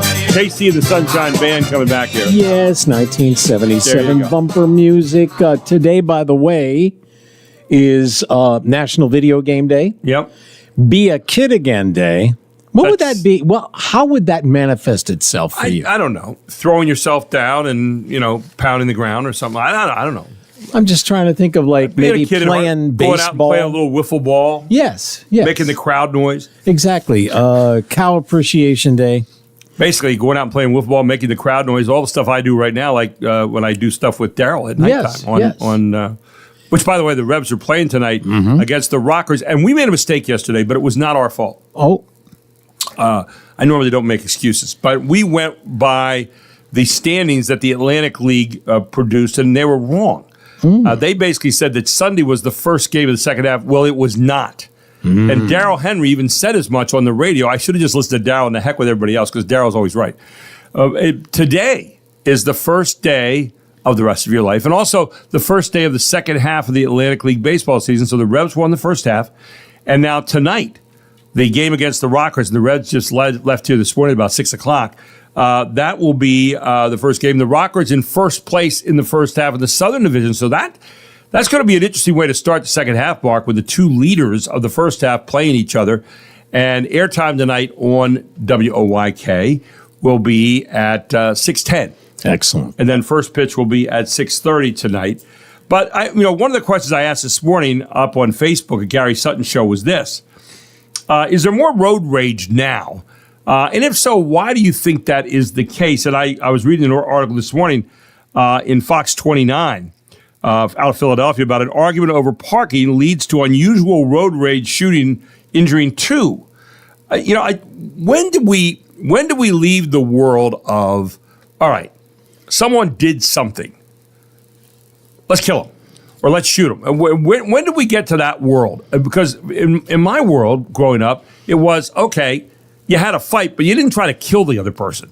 I mean, it was a turf war. You have some of those, right, Mark? I mean, but that usually presented the possibility of getting your ass kicked. That's exactly right. But that was about it. I mean, that was the end. But I'm just saying that's with these particular situations, you either are driving a large vehicle where you think, oh, I've got seatbelts and airbags and guns. Yes. And also guns. The ultimate argument ender. Yeah, I mean, it really is. And, the idea that you're firing away out there, it's just... Here's a story out of Northeast Philadelphia. Two people were shot and injured in what police are calling an unusual road rage shooting. What makes it unusual? I'm glad it's unusual. I mean, it doesn't happen that often, but I'm glad that it's unusual. In a busy Northeast Philadelphia Walmart parking lot. Jeez. Philadelphia police say the drivers of a Jeep and a truck got into a fight regarding a parking meter in a busy Northeast Philadelphia Walmart parking lot. Apparently they have parking meters there. Officials say the drivers believe they were parking too close to each other. The argument escalated, and they both pulled weapons and began shooting. So both of them. According to authorities, the driver of the Jeep shot the truck while a family of 5 was inside it. Yeah, that's ridiculous. Really? An 18-year-old girl in the truck was shot in the shoulder. She was taken to Jefferson Torresdale Medical Center, is listed as stable. The 50-year-old driver of the truck was grazed by a bullet and treated at the scene. Both drivers remained at the scene and spoke with police. The Walmart was open for business, was packed with customers heading in and out of the store when the shooting took place. No other injuries were reported, thank heavens. Surveillance cameras were widespread throughout the parking lot, and police were able to watch as the shooting took place. That's the other thing. I mean, aside from taking your life into your own hands and others, I mean, you think you're going to get away with this? Well, with all the cameras and everything? Here's what the article says at the end. To answer your question, what we don't know. There is no information on whether either driver will face any charges. Right there's the problem. If you don't face any charges, and to me, both drivers here are at fault. You talk about no fault insurance. This is all fault insurance, okay? Both drivers are at fault here, and I think you need to make sure that both of them pay a price. Otherwise, people are going to look at this and say, oh, okay. Well, that worked out all right? Yeah, let's take our guns with us next time. We'll get a better parking space. I don't know. But this idea of there seems to be more of this, and the reaction doesn't fit the situation. But I think we've stopped teaching that. I don't know, or somehow we've lost that in transmission here from age to age. I don't know, Mark, but there you go. Teaching, it should be common sense. It should be. But you know what common sense is? That sense which is most times most uncommon. So that's what happened here. Anyway, there's a story for you. So food holidays today. Sure. National Freezer Pop Day. And freezer pops are what you colored water, what you grab when you don't have anything else. Exactly. You know, if you had it though, what flavor would you get? Cherry, probably, or orange. Yes, that's it. It wouldn't be grape. Raspberry. There's no such thing as a blue raspberry. Yeah, remember you always knew when kids ate those pops when they were kids because they had it all around the outside of their mouths. Remember that? Yeah. And they always look so bush. National Milk Chocolate with Almonds Day. Just a magical combination. It is. I venture to say that it's better than chocolate and peanut butter together. I think you're really stretching. I'm just leaving it at that. Okay. And it's National Ice Cream Sundae Day. The ice cream sundae was invented on this day in 1881, and on a Sunday. I don't know. There's just something about a sundae. I don't know. It's you have all that goop in there. Well, and then you get chocolate mixing with pineapple, mixing with strawberry, and I don't know. There's just something about it. You know what I like are these places where you can go and you get your ice cream, and then you got all these toppings, and they charge you by the pound. Like cookie crumbles, or like the M&Ms, a little piece of dark chocolate you can put on, or hot fudge, caramel, peanut butter. Yes. By the time it might have been a pound. By the time you get to the cash register, it's like 4. Yes. And they charge you with a pound because you can't carry it out with your both hands. So, there's a place over in Dover called Sarah's Creamery that has these things, and you used to put it on yourself. Now, I think they put the toppings on for you so that you don't take they don't trust you anymore. Exactly right. They lost that. But the hot fudge one, when they pull that hot fudge out and put it on, there is nothing like a good hot fudge on a Sunday. It's got to be thick. Very thick. Can't be this chocolate crap. No, not the thick. Loose. No, thick. It's got to be thick. Exactly. So even when it's warm. Yeah. It is also. Here's a couple of holidays. Are you ready? I'm ready. It is Be Nice to New Jersey Week. Why? Well, I mean, you use their beaches. Yes, exactly. That's true. It's a generally nice place to go. You're not staying; you're just visiting. But people in New Jersey are not known as generally nice people all the time. That is true. But that doesn't mean you have to. You're coming to our state, are you? Yeah. And it's also, and go ahead. I mentioned this. Last hour was the sex dolls. The sex dolls, yeah.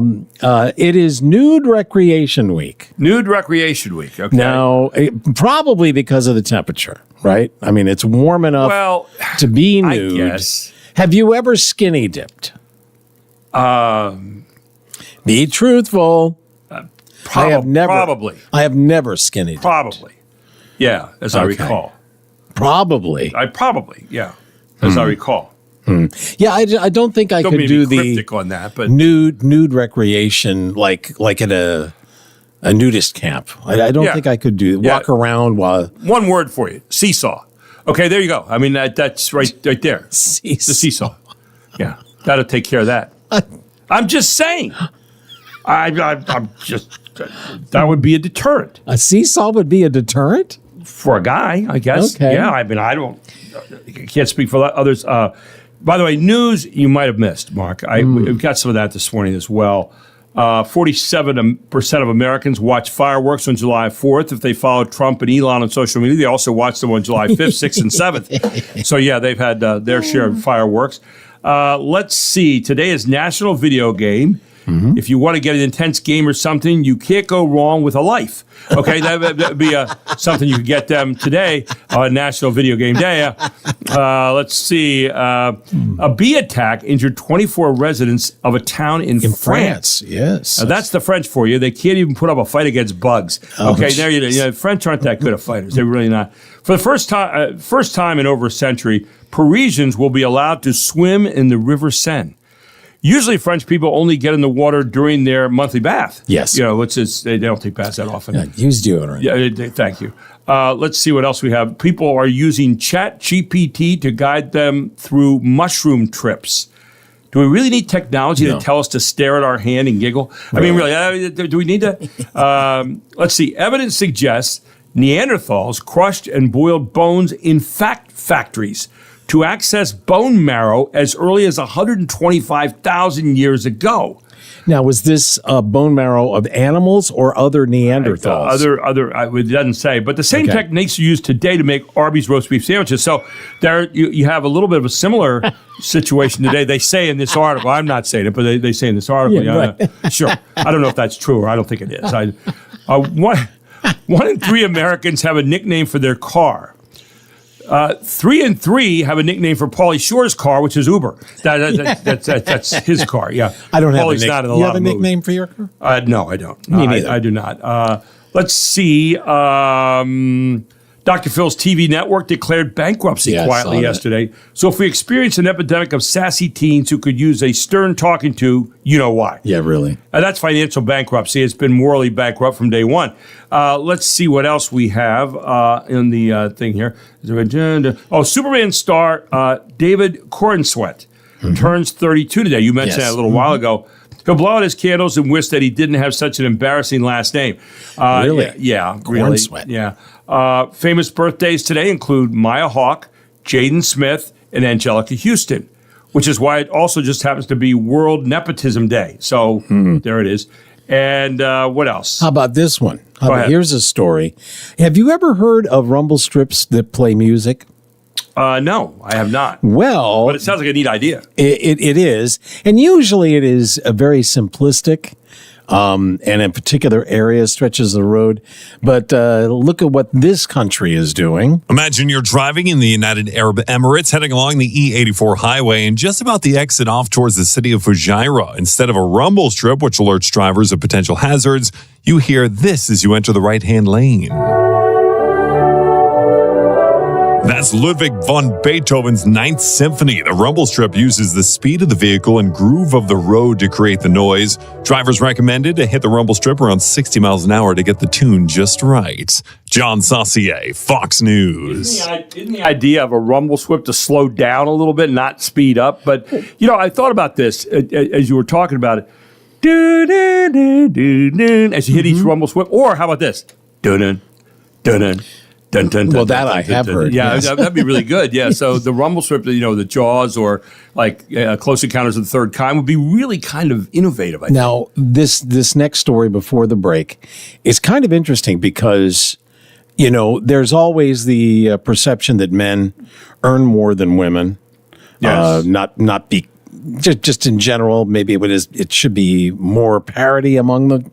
And in Hollywood, that's especially true, right? Right. But interestingly, it looks like a woman is now the new top earner. The weekend's box office numbers catapulting Scarlett Johansson into new territory. They're helping the Mosasaur defend territory, stalk, hunt. None of what you just said is good.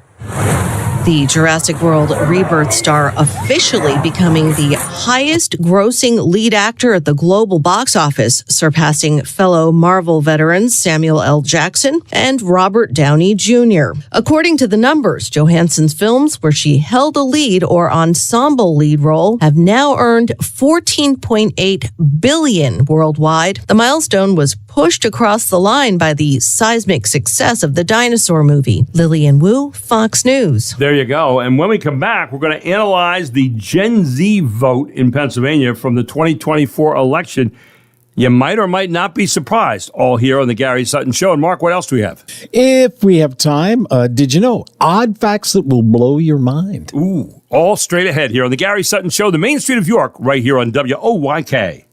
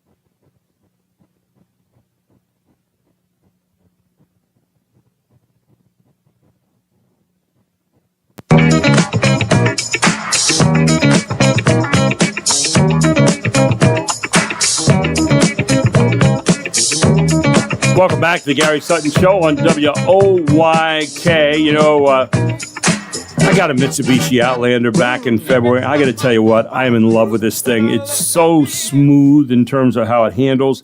It's got a lot more space than I ever thought my old one had. Seems like it's bigger now. I love the keyless start. I can get in the car, press a button. I don't have to pull the key out of my pocket.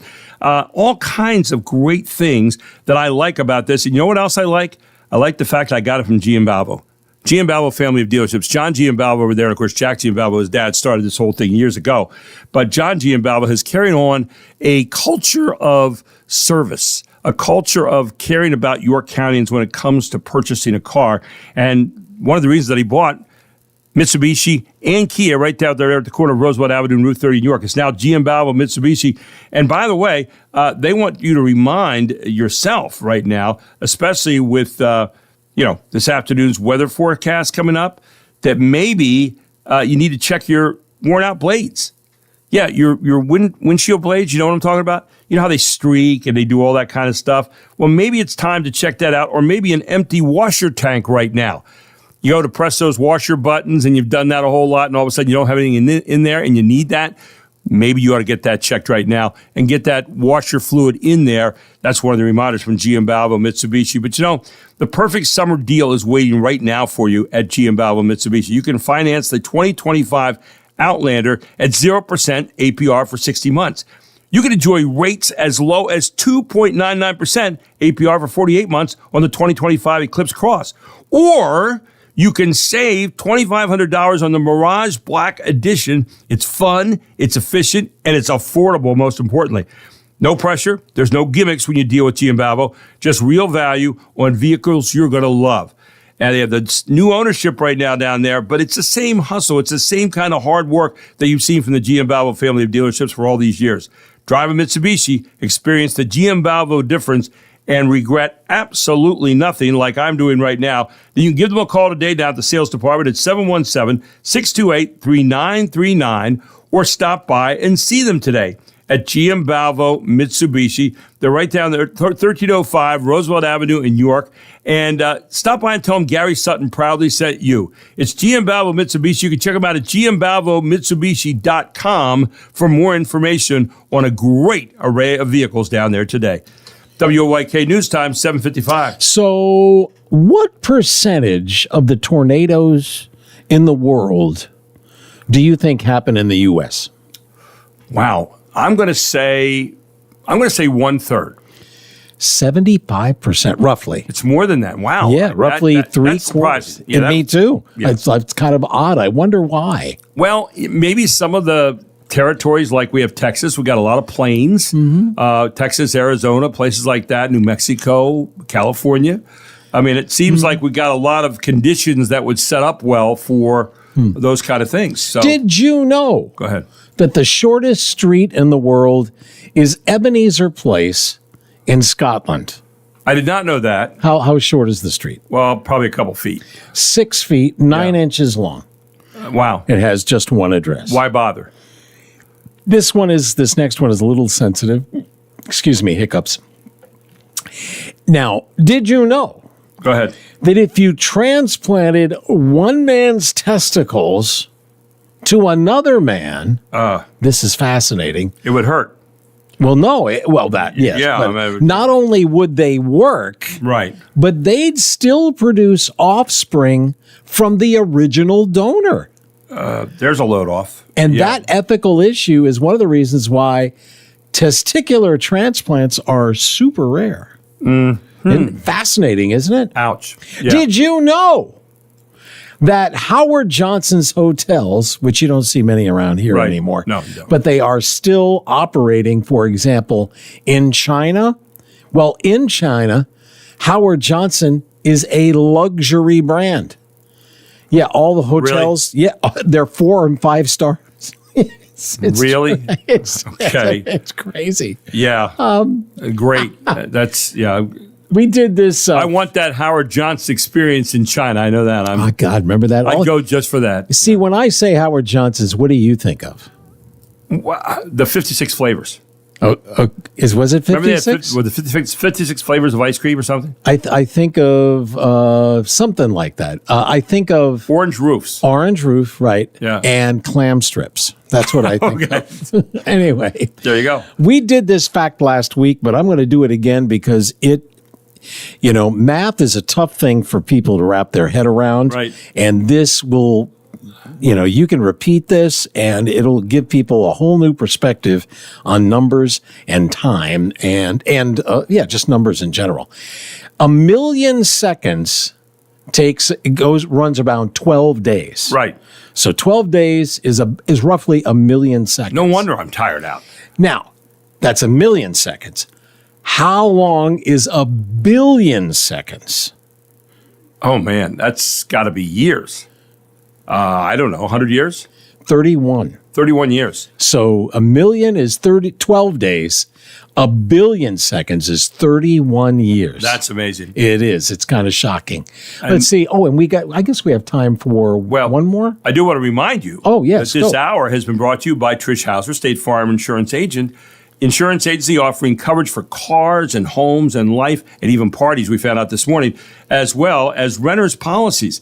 And they're located at 1865 North Susquehanna Trail right here in York, 17404. You can give Trish a call today at 717-848-4336. A lovely lady who, most importantly, is very, very knowledgeable. And open Monday to Friday, 9 a.m. to 5 p.m. As I sneezed right there, it kind of caught me. But thank you to Trish for being the sponsor of this hour here on the Gary Sutton Show. And coming up next hour on the Gary Sutton Show, we have Jamie Norpel, who I heard give a beautiful presentation again yesterday at a group I had to go to. This morning, she's going to tell us about Claire's story. As he sneezed again. And then Eugene DePasquale gets into, these voting trends and some of the other stuff happening politically, all here on the Gary Sutton Show, where it is 8 o'clock.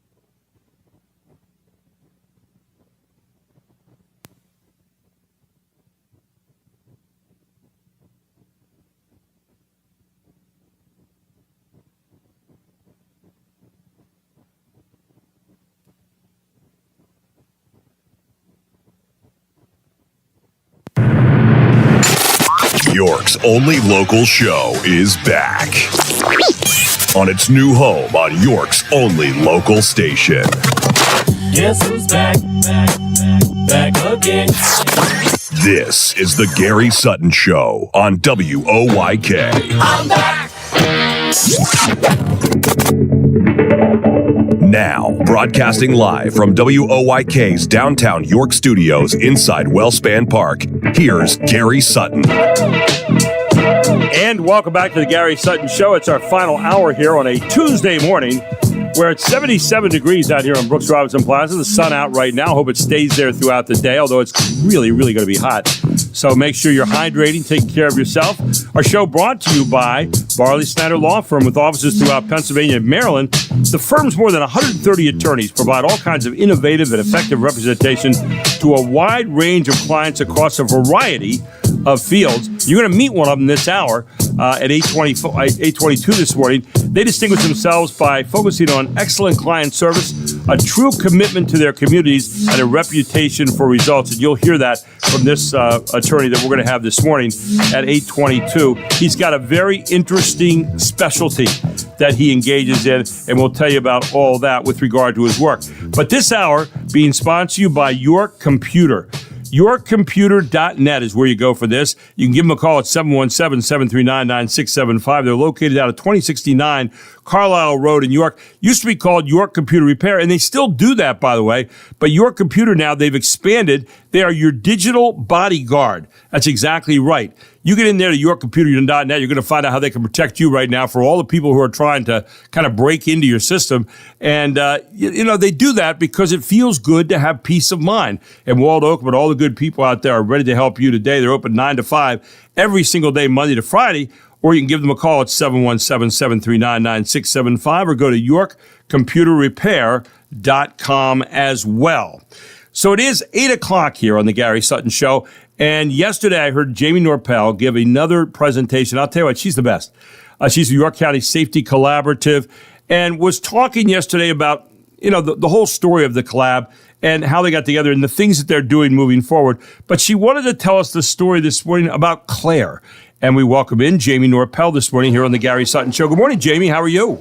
Good morning, Gary. I am doing great. How are you? I am doing well. Very nice job yesterday on presentation. I've heard it now a couple different times, but I think I find myself always taking something new away from each one that you give. It's like you always slip a little extra thing in there that I haven't really thought about, or a spin of a phrase. And, the idea of bringing everybody together is really kind of an important thing here in York County for all the different safety agencies that we have. And the fact that you're collaborating with so many different kinds of groups, we are safer together. I know that's one of the things you talk about all the time. Yeah, thank you. It's an honor to be able to speak in front of people and share the story of York County. Like I said yesterday in my presentation, we are not law enforcement. I have spent the past 2 years trying to learn as much as I possibly can about what it takes to be a sheriff deputy, or a cop. And I have a lot of respect for the people that back us in blue. But it's our job really to just facilitate them and what they're already doing. No question about it. And I think what you do is coordinate so many groups and bring so many groups together. And I think you've used the word silos. We think of a silo out there holding corn or holding, silage of some kind, wheat or whatever. And they all are separate. You've kind of built one big silo here in York County to hold a whole lot of different kinds of people's interests, practices, all those kind of things. I think you do a wonderful job of bringing people together. That seems to be a real specialty of yours. Yeah, thank you. I particularly love organizing and galvanizing people towards a common mission. And one of the things I want to talk to you today about was our internship, specifically a young woman named Claire. Because of those relationships that we've built, whether that was with like police departments or specifically like York City. I know a lot of our students live in the city, so they're particularly interested in their model. And over to the prison, even the coroner's office, the 911 dispatch center, our kids are interested and they want to see what it takes to be a first responder in York County. So So we started a internship about a year and a half ago. We've had 3 semesters worth, so 3 different iterations. This is thanks to a grant we got from the Pennsylvania Commission on Crime and Delinquency. Right now, we're housed in Logos Academy, but we are trying to branch out to reach into different schools. It's right now more of a logistics thing, and we also wanted proof of concept to make sure that we could, run an internship. And it was successful for 3 semesters. But what these young people are doing is we're exposing them to careers in public safety. So it started off with a lot of classroom instruction, just having police come and talk to the kids about what they do. But then when we had our second and then third iteration, the students were like, we want to get out there. We want to visit places and talk to people and see people in action. So we first started with a tour of York City Police Department. Commissioner Muldrow and Captain Dan Lentz, you've had both on the program, gave our kids 2 different tours, and it was raw. It was let's walk the streets, with an armed police officer, with these young people and show them the real side of the city, the good, the bad, the ugly. And the idea was to kind of dispel some fears that the kids have. Like, hey, there are some safe places, but also there's some real dangers too, and it's important to be street smart. But this young woman that I had, Claire, I had her junior year in spring. And to be clear, I organize the program and I write the curriculum and I facilitate, but we do have an instructor named Jasmine Perfect who does a fantastic job. She's the day-to-day instructor that shows up every day. But Claire liked the internship so much that she came back spring of her senior year. We did a 2.0, next version, where anyone who wanted to come back. And Gary, they all came back. They all wanted to do it again, which is such a great feeling to have kids say, now, they were paid, right? So it's a paid opportunity to learn. But Claire loved learning about what it takes to be a police officer. She went and did a ride along with Spring and Sperry, and she saw it. They went and arrested people at Giant. They went to Central Booking. She saw what it took. So she decided to join the Maryland Cadet Program, and she's going to go into law enforcement as of this August. Wow, what a great story! All because she got started with the walk-alongs or the ride-alongs or whatever, to see what was going on with what was happening here in York. Yeah, and our kids, they're thirsty. They're interested. They want to know what it takes to live in this world. And I think that it's a good service to expose our kids to careers very, very, very early. Now, I also don't want to take away childhood, right? Don't make them choose a path at 15 years old that they have to stick down their entire life. But even if it's I had a lot of students that went through my program and said, being a cop is not for me. That is just as important to a 17, 18-year-old as Claire, who actually found her journey. Wow, that's a great story, Jamie. And are there other kids that you're seeing like Claire who are going to follow along the same kind of way? Do you see evidence of that at all? Yeah, so our first semester, we had a young woman named Amelia. She went through the program. She was a senior, and she was going to go for nursing, and then she decided that wasn't for her, so sorry to the nursing industry. She then did an internship with GBI, the Group Violence Initiative that's in New York City, right. And she got exposure to prevention and intervention efforts with the highest risk individuals. And because of that, she changed her major. She decided to go to Messiah, and she was more interested because of that in economic development and the idea of fostering communities. Wow. And isn't that cool? Yeah. Now we have these young people who are just civically engaged. They care because we showed them behind the curtain. We gave them an opportunity to look at the behind the scenes, the men and women who actually make our worlds run. And now they want to get involved in it. And you talk about internships, and there's 2 words that come to mind: proactive and preemptive.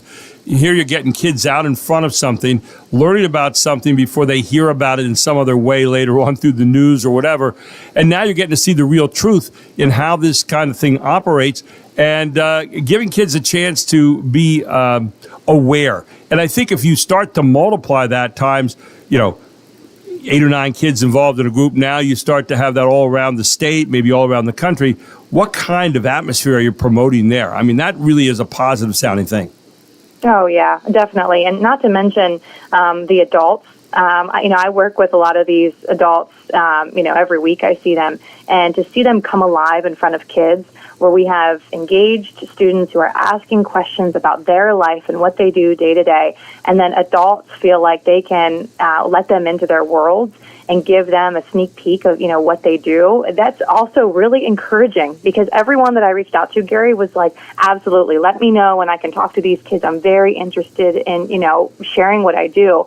So kudos to the York County community for wanting to uplift our kids, too. I wanted to ask you also a little follow-up question. We had the Fields of Honor concert the other week out at the Inch Farm, and John and his brother Jeff decided to have this concert to see what they could do to help out in light of the UPMC shooting.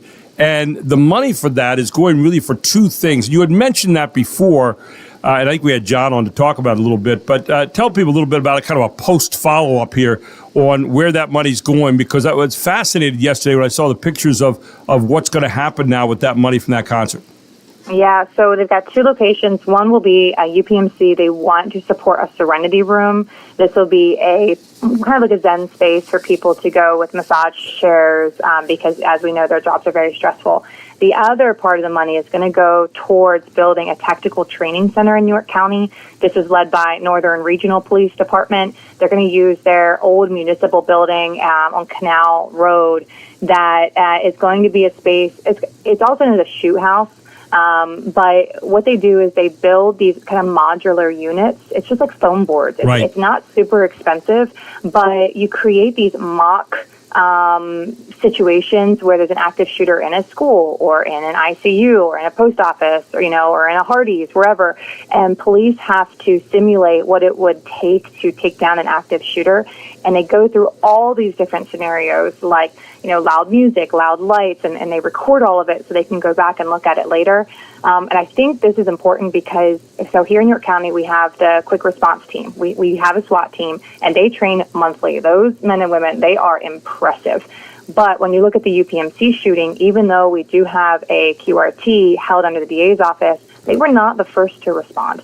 We had 60 officers respond that were all local, that were not a part of QRT and did not go through that training. So a lot of our officers only go to the range to shoot twice a year, and that's still good, but that's not enough. And that does not simulate a high stress environment in close quarters with teammates that you could have potentially never worked with before. So the Tactical Training Center, we're meeting with the Inches next week. The Safety Collab, not sure the role we're going to play. We're still figuring that out. We're not sure if we can, be fiscal sponsors or help support it. That is all, to be determined. We're in the works. But the idea that there's going to be a place in York County where people can train together, because we are safer together, will be just so important. Knowing you'll be organizing everybody to get into one group in one place and come up with one answer. And I have confidence in that. Jamie, great stuff this morning. Thank you so much. And that last one, I think, is going to really be helpful, especially when you think about the 60 people that had to meet at UPMC, maybe for the first time all together and coordinate. And they did a really good job. And yet at the same time, when you have those kind of situations and we have so many different groups of police here in York County and EMTs and everything else, it's important to be able to have everybody on the same page as far as that kind of training. That sounds very, very promising and looking forward to it. Thank you for joining us this morning, Jamie, as always. Again, where can people go to find out more about the York County Safety Collab? Yeah, thank you, Gary. I'll keep you updated on all these things. So you can go to YorkCountySafetyCollab.org. We're also really popular on Facebook and Instagram. I try to do a lot of posts to keep people updated on what's happening around the county. Jamie, thanks so much. Have a great week. We'll talk to you next week, okay? Great. Thank you, Gary. Bye. Jamie Norpel had the York County Safety Collab here on the Gary Sutton Show. When we come back, we're going to meet Larry Heim, who is an attorney with Barley Snyder Attorneys at Law.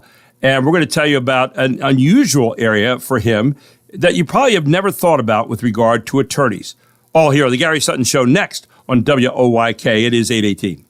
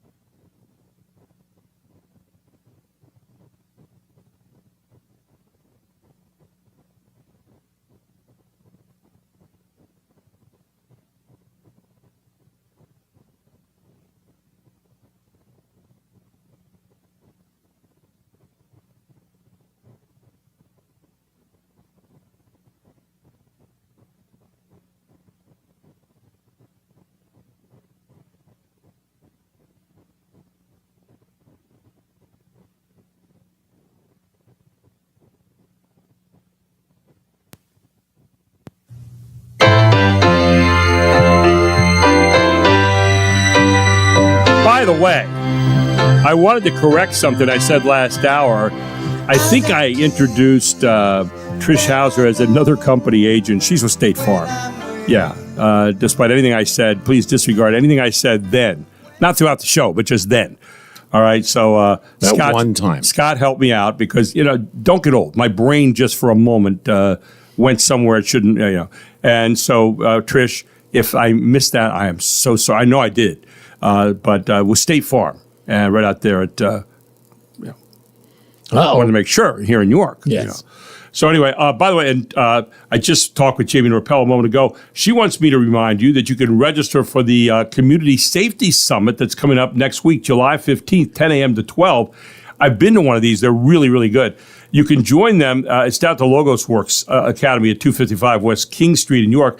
And if you want to check it out, go there to yorksafetycollab.org. And you can find out all the information. They have spots available yet. You can register, and it's really fascinating. You'll get inside all the various things that people are doing, the information and data they've collected over the last 3 gatherings. And what they're going to be starting to do now is to put together a plan to work and collaborate together to make York County a better place for our youth. So check that out at York County Safety Collaborative.org, and you can find out more information about that. With that, we turn right now to our segment. It's called a Lawyer Minute, but it's really more than that.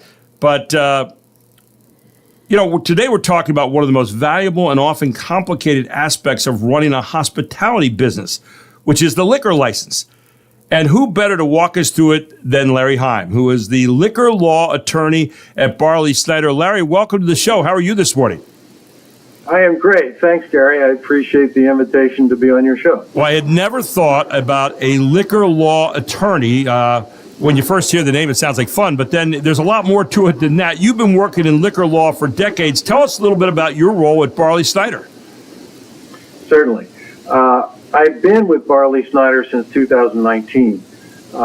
Before that, I had a liquor practice really starting in 1976, when I first started practicing law. At Barley Snyder, I chair the liquor law practice group.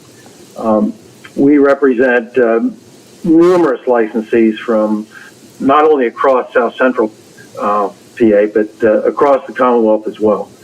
Our team handles everything from the purchase and sale of liquor licenses, such as restaurants, hotels, golf courses, and manufacturing licenses, such as limited wineries, distilleries, breweries, and their satellites and storage locations, beer distributorships, and intermunicipal transfers, licensing renewals, and enforcement actions brought by the PLCE.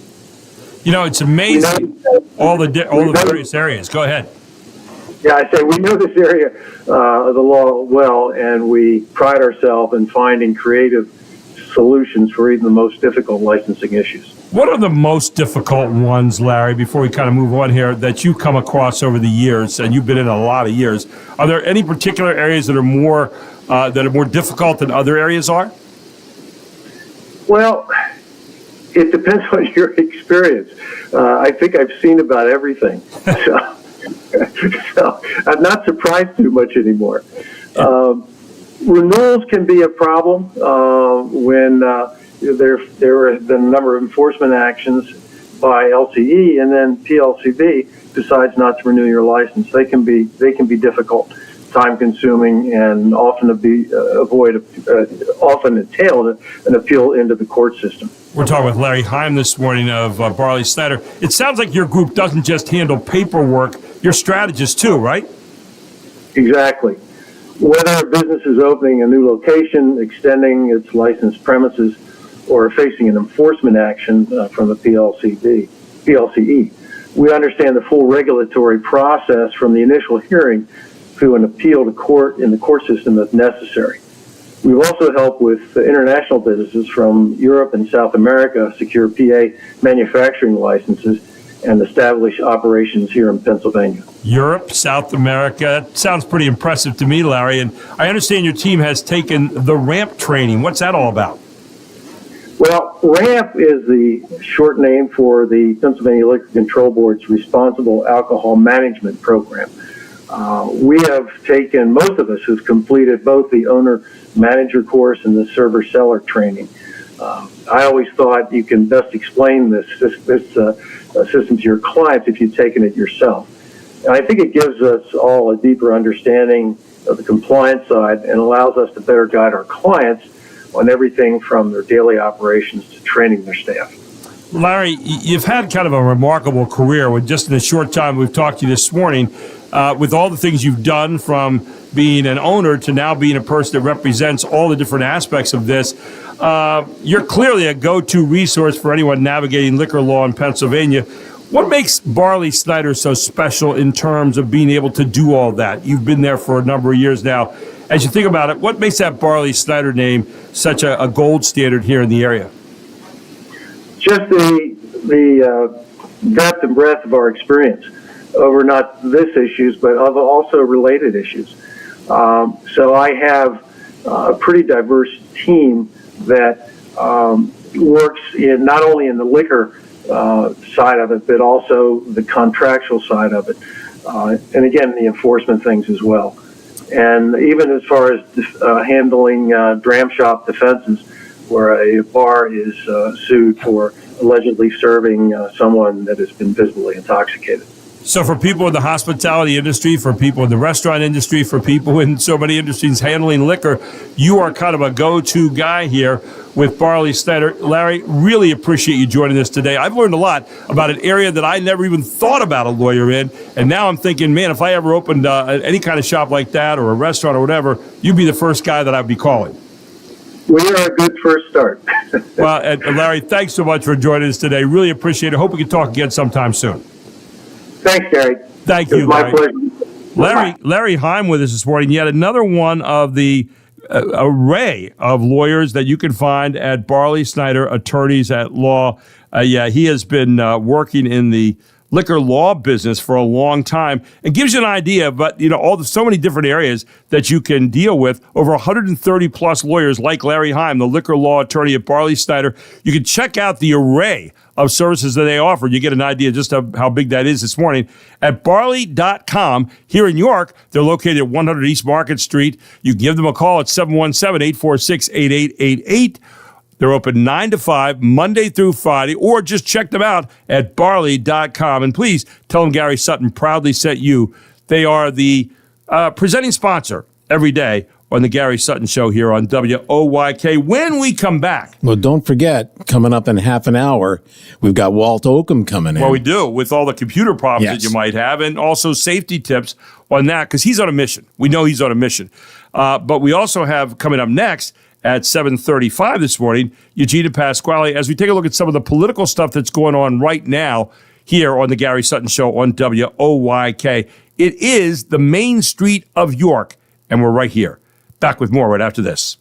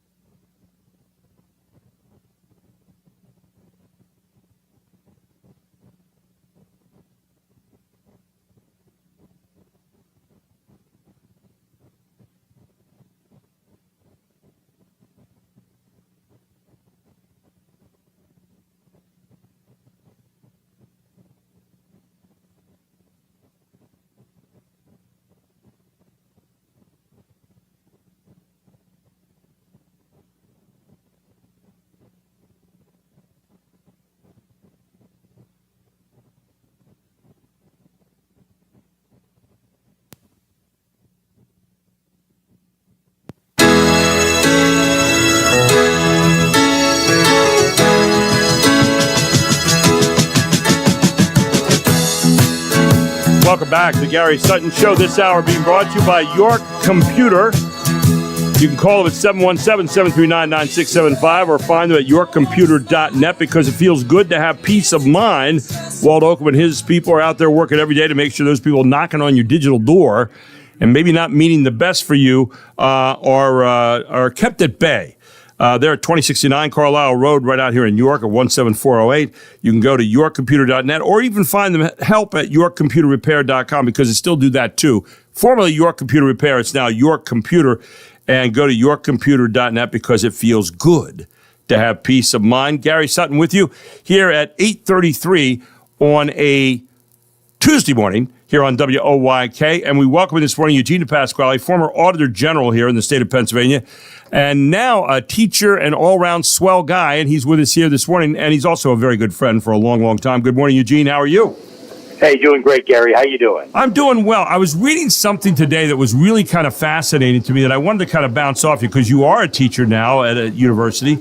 McKinsey & Company defines Generation Z as people born between 1996 and 2010. And it's the first generation to grow up with the internet, shaped by the digital age with climate anxiety and financial uncertainty and the COVID-19 pandemic and all that stuff figured in. So they've gotten hit with a lot of stuff. And in the most recent look back on the voting habits of 2024, they found that Kamala Harris won the overall youth vote, ages 18 to 29, by a margin of 51 to 47%. Now, while this indicates a Democratic win among young voters, it also reflects a notable decrease from Biden's 2020 performance, in which he won this same demographic, 61% to Trump's 40%. Most critically, Gen Z men supported Trump over Harris by a margin of 56 to 42, a striking 12% gap. What has happened in that short period of time for the Gen Z voter? You deal with some of these people, so that's one of the reasons I thought I'd bring this up to start our segment this morning. Well, I think one of the things that that was an impact was COVID. I think, right. I think COVID happened, look, obviously I think it helped Biden win. But because I think Trump led support in the suburbs, et cetera. But I think younger men got lonelier during that period of time. I think that's one of the factors that happened with this. There is a bigger gender divide in voting at that sort of 18 to 29 this past election than in any other age bracket throughout our electorate. So I think, look, as a Democrat, I think there was really a massive miss on speaking to particularly younger men about some of the concerns and anxiety, whatever issues that they're having, whether it be education, job, what have you. And I think a big chunk of that is that if you do not have a college degree and you're a younger male, your career prospects right now are very tenuous. Wow. And I think Trump spoke to those concerns more than Harris did. Pennsylvania is, as you well know, widely regarded as a pivotal swing state. So in each of the past three presidential elections, the victor won the state by less than 2 percentage points. So the state, as we well know, is politically divided. It has one Democrat and one Republican U.S. Senator. Right. Its House delegation is nearly evenly split with 10 Republicans and 7 Democrats. Republicans currently hold a 28-22 majority in the state Senate, while Democrats control the state House by a single seat. So you've got this really close group here. And, you look at 4 years earlier, Biden won the state easily. And now in this last election, we see Trump eking it out again. So what can we say right now about Pennsylvania that is different than maybe a lot of the other states? Trump likely won Gen Z men in Pennsylvania by about 5 points. So you've got all these different numbers floating around. Can you make any sense out of that for us? Well, we have very geographically, from a political sense, we're a very balkanized political state. You have the Southeast, the Philadelphia, and not just the city, but the suburbs now have become pretty heavily Democratic. Dauphin County now, like when we were younger, Dauphin County was a mainstream of the Republican Party. Dauphin County is now Democratic, where Harrisburg is.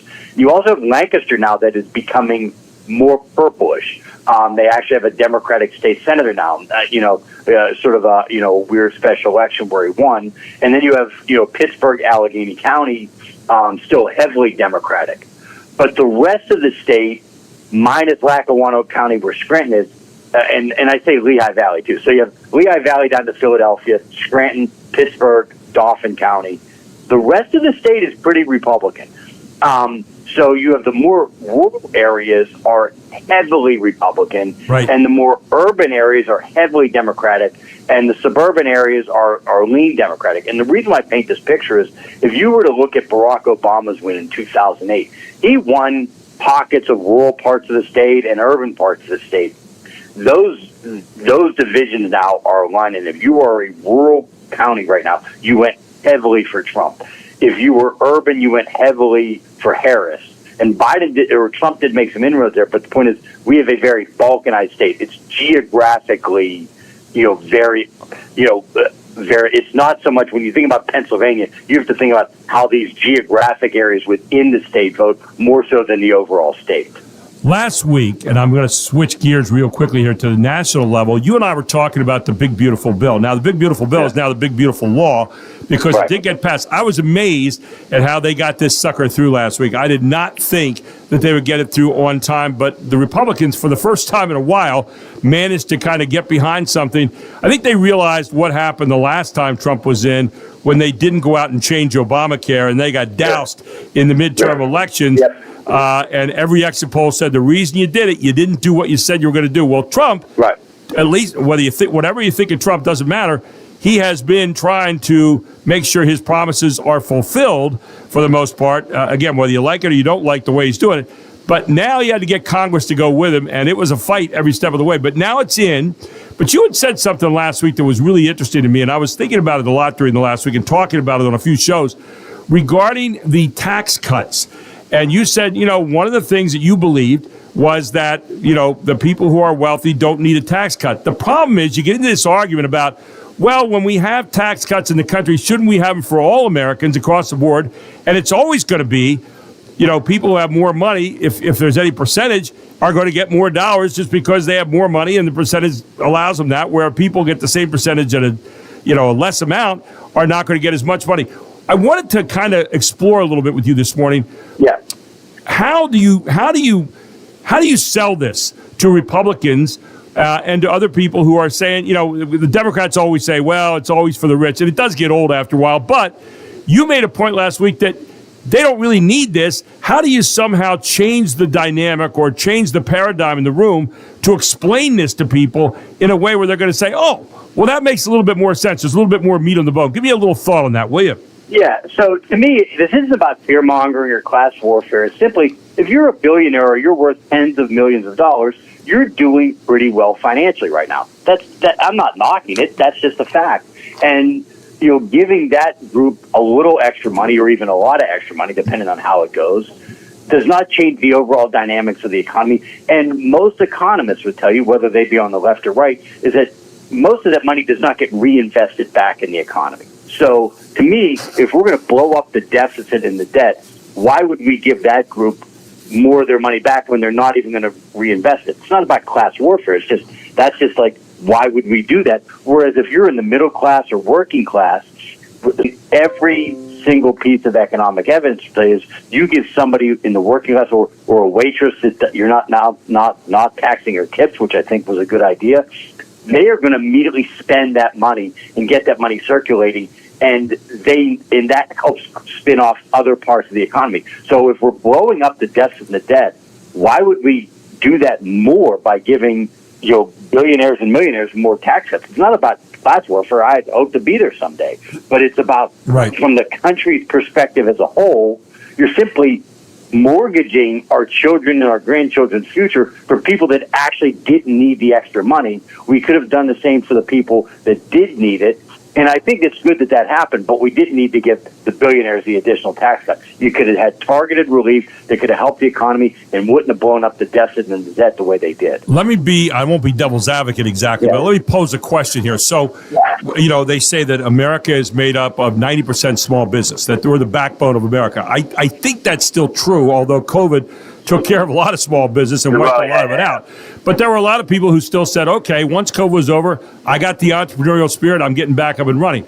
So when you give these tax cuts, these are the kinds of people who are going to say, oh, okay, well, I've got more money now to invest in innovation. I've got more money to invest in expansion. Maybe I've got more money to go out and take a chance against on America with the entrepreneurial spirit. And so those kind of people who aren't necessarily billionaires, and yet they may be on the wealthier side of things, get that money and maybe reinvest in America again. And by doing so, actually add more jobs in the long run.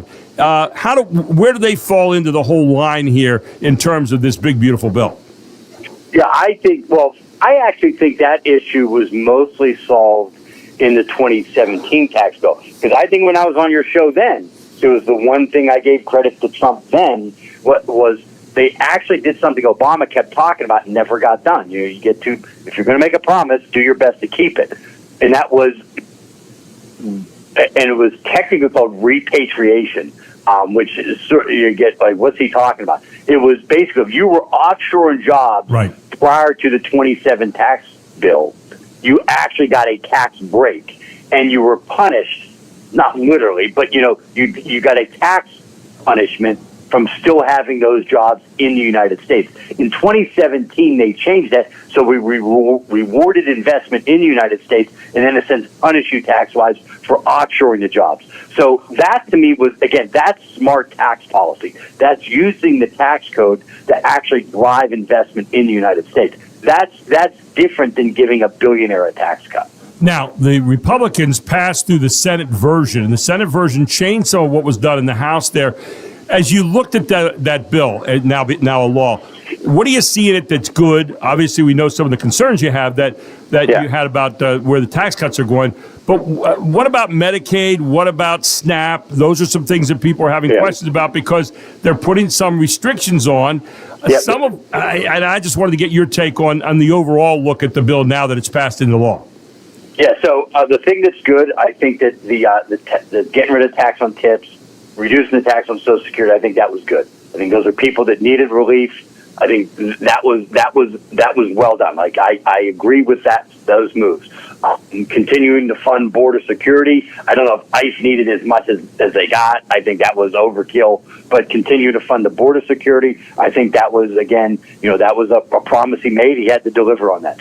On the SNAP, I think that's a disaster. I think cutting that food aid, that's going to mostly hurt poor kids in the United States. I think that was stupid. I think it was. I don't get what the policy goal of reducing food security is. You can't, to me, I'm not even sure what they were trying to accomplish there. To me, that was stupid, especially in a bill that costs so much money. Why they made that cut, to me, was just cruel.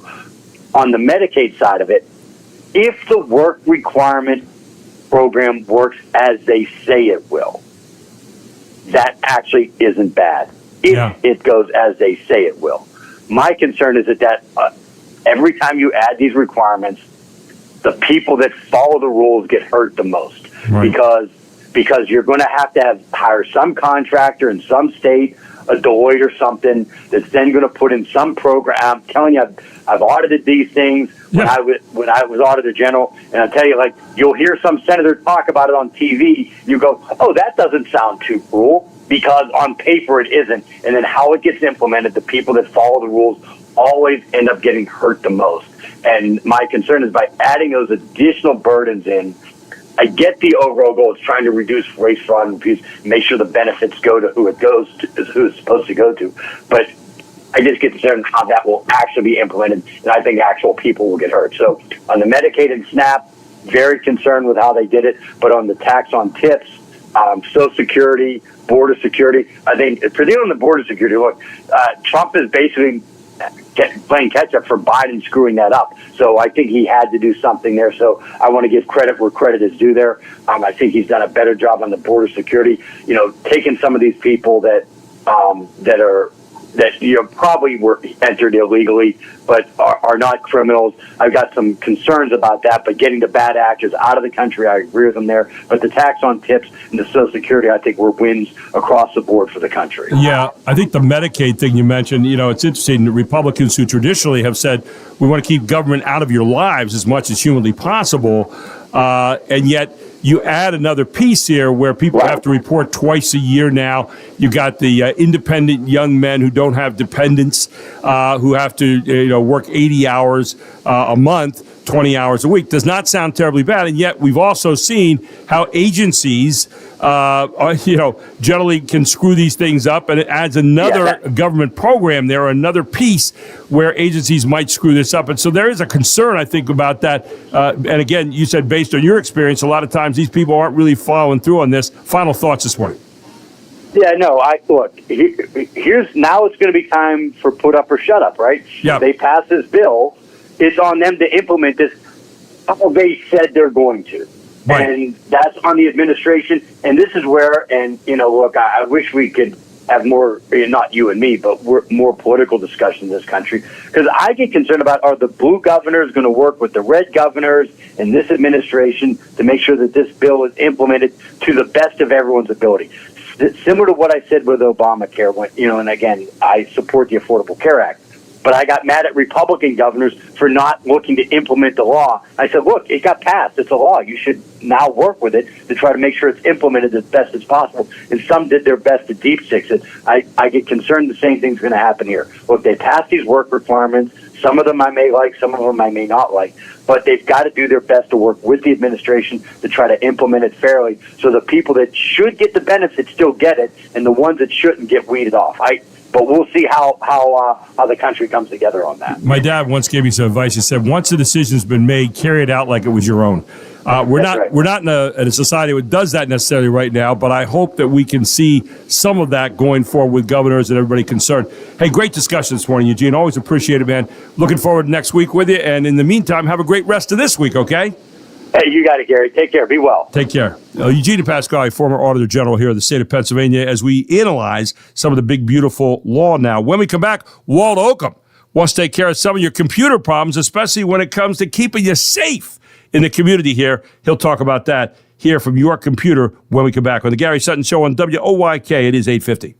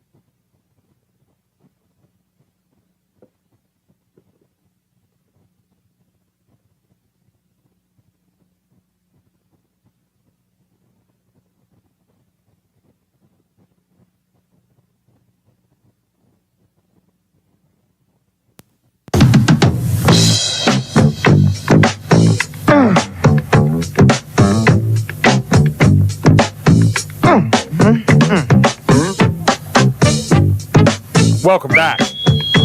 Gary Sutton Show, Main Street of York, all here on WOYK. Ow, she's a brick. Ow. You can't sit still in this. She's mighty. Just first is the feet. Ow, she's a brick. Then it's the calves. Then it's the thighs. Then the butt starts to move. That's the fact. Ain't holding nothing back. Ow, she's One of the funkiest songs of all time. Brick House, the Commodores. Well put together, everybody knows this is how the story goes. She knows she's got everything that a woman It's a song where you can feel cool dancing. I don't care how uncoordinated you are, the party you're at. It's now up to the arms, now the neck, now the head. How? You're grooving, see? Just letting it all hang You can be the uncoolest person in the world and you're grooving right now. Welcome back to the Gary Sutton Show. It is the main street of York County here. The Commodores. Minus, what's his face, right? Lionel Richie was in the background. He was playing a saxophone. And you just didn't hear him a whole lot. I mean, he didn't stand out. He's right. But there he is. Yeah, I'm looking at the video. Right there. Very cool. By the way, welcome back to Gary Sutton Show on the main street of York County. And by the way, the adolescents, there's a new possibility now for adolescent depression. And you can treat depression at the source. It's non-invasive, safe and effective. And it is called the NeuroStar treatment. You can find it at neurostar.com, but it's all part of the treatment you get at York TMS Clinic, 1806 North George Street, right here in York, 17404. You can give them a call at 717-699-7361. And for the first time, it's now FDA cleared as an add-on therapy for ages 15 and older. That's exactly right. It's proven safe and effective for adults struggling with depression since 2008. NeuroStar has now been performed over 6.1 million times for more than 169,000 patients, and now nearly 10,000 adolescents have treated with this for over 300,000 NeuroStar sessions. You know, one of the great things about this is that you can treat depression at its source. Depression is caused by decreased activity in areas of the brain involved in regulating mood. And NeuroStar TMS, which is transcranial magnetic stimulation, goes right to the source of depression, your brain. It's a non-invasive, non-drug treatment that uses focused magnetic pulses to wake up those areas that have kind of gone to sleep and help your brain work the way it should. From depressed to non-depressed, you are going to feel good about this. Right now, you can speak with your insurance company to find out if your plan covers NeuroStar TMS. That's NeuroStar TMS. Financing options may be available for, patients whose treatment is not covered by insurance, but you can visit neurostar.com. That's NEURO star.com for more information about this treatment. York TMS Clinic is ready to help you today. Dr. ATN, who was a orthopedic surgeon for a long time, responsible for both my knees and the chance to walk, is now working on this. And I'll tell you what, they do a great job out there at 1806 North George Street in New York. Give them a call at 717-699-7361 and head on out and they'll give you a free look at what this is all about. TMS, York TMS, check them out today. With us this morning is Walt Oakham of York Computer, and now YorkComputer.net, because they want to have you have a peace of mind. Walt, with us this morning. Walt, good morning. Way to go, my friend. You're doing a great job out there on keeping it safe right now, right? Hey, good morning, Gary. Glad to be here. Yeah, you have a mission, and tell people about that mission because you work on it every single day. Yeah, we are on a mission to protect our community's computers, and today's tip is something that I've been talking about all year here, and it's our deadline's approaching with the end of life for Windows 11. I know there's still a lot of computers out there that are still running Windows 10, and in October, there's a new operating system coming out, and your computer may not get those security updates that it needs, and we are here to help you with either upgrading it to Windows 11 or replacing that computer with a new one. Now, people can give you a call at 717-739-9675 for ways to do that, and also about different ways to keep your computer safe, right? Yeah, absolutely. We have the best antivirus that can keep you protected, making sure that your computer is safe on a daily basis. That's what we're here, and that's what we do every day. They're located right out there at 2069 Carlisle Road in York, 17408. You can go to yorkcomputer.net because it does feel good to have peace of mind. You'll have it with those people out there, Walt Oak, when all the good people are ready to help you. You can also give them a call at 717-739-9675. Open Monday to Friday, 9 a.m. to 5 p.m. Right, Walt? Absolutely. We're here Monday through Friday. I'll tell you what, there is no other place you need to go than Your Computer. They're going to help you with repairs, and they're going to help you with all the good things you need to keep you safe. Walt, thanks so much for all you do, man. Really appreciate it. My pleasure. Take care. Walt Oak, with all the good people, it feels good to have peace of mind at York Computer. I'm Gary Sutton. Thanks for joining us today. We'll see you tomorrow at 6 o'clock.